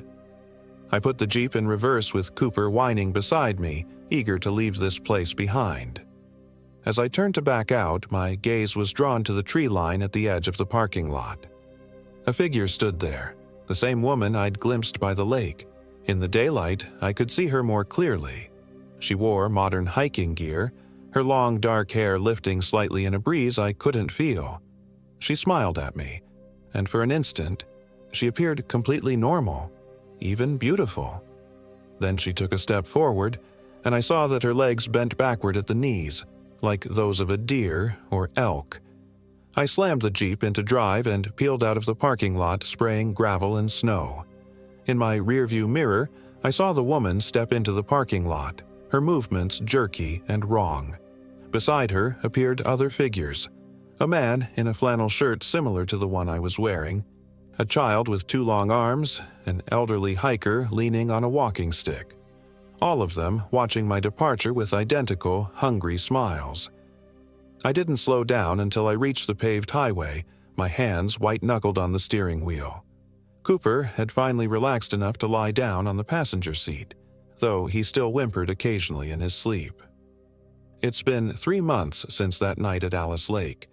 I've researched Wendigos extensively, learning about the Algonquian legends of humans transformed by cannibalism and greed into ever-hungry spirits. I've also found scattered reports of hikers going missing in the Sawtooth Range over the decades.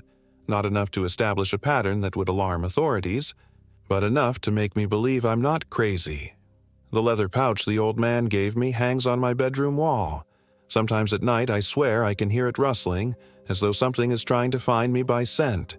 And in my dreams, I return to that snow-covered forest, to the edge of that still black lake where something waits, calling my name in voices I almost recognize. Cooper knows when I have these dreams. He wakes me with his whining, pressing close as if to remind me that we escaped, that we're safe. But I'm not sure we ever truly left Alice Lake behind. Sometimes, catching my reflection in a window or mirror, I see something move behind my eyes. Something hungry, something patient, something that followed me home. And lately, I've developed a strange craving for rare meat.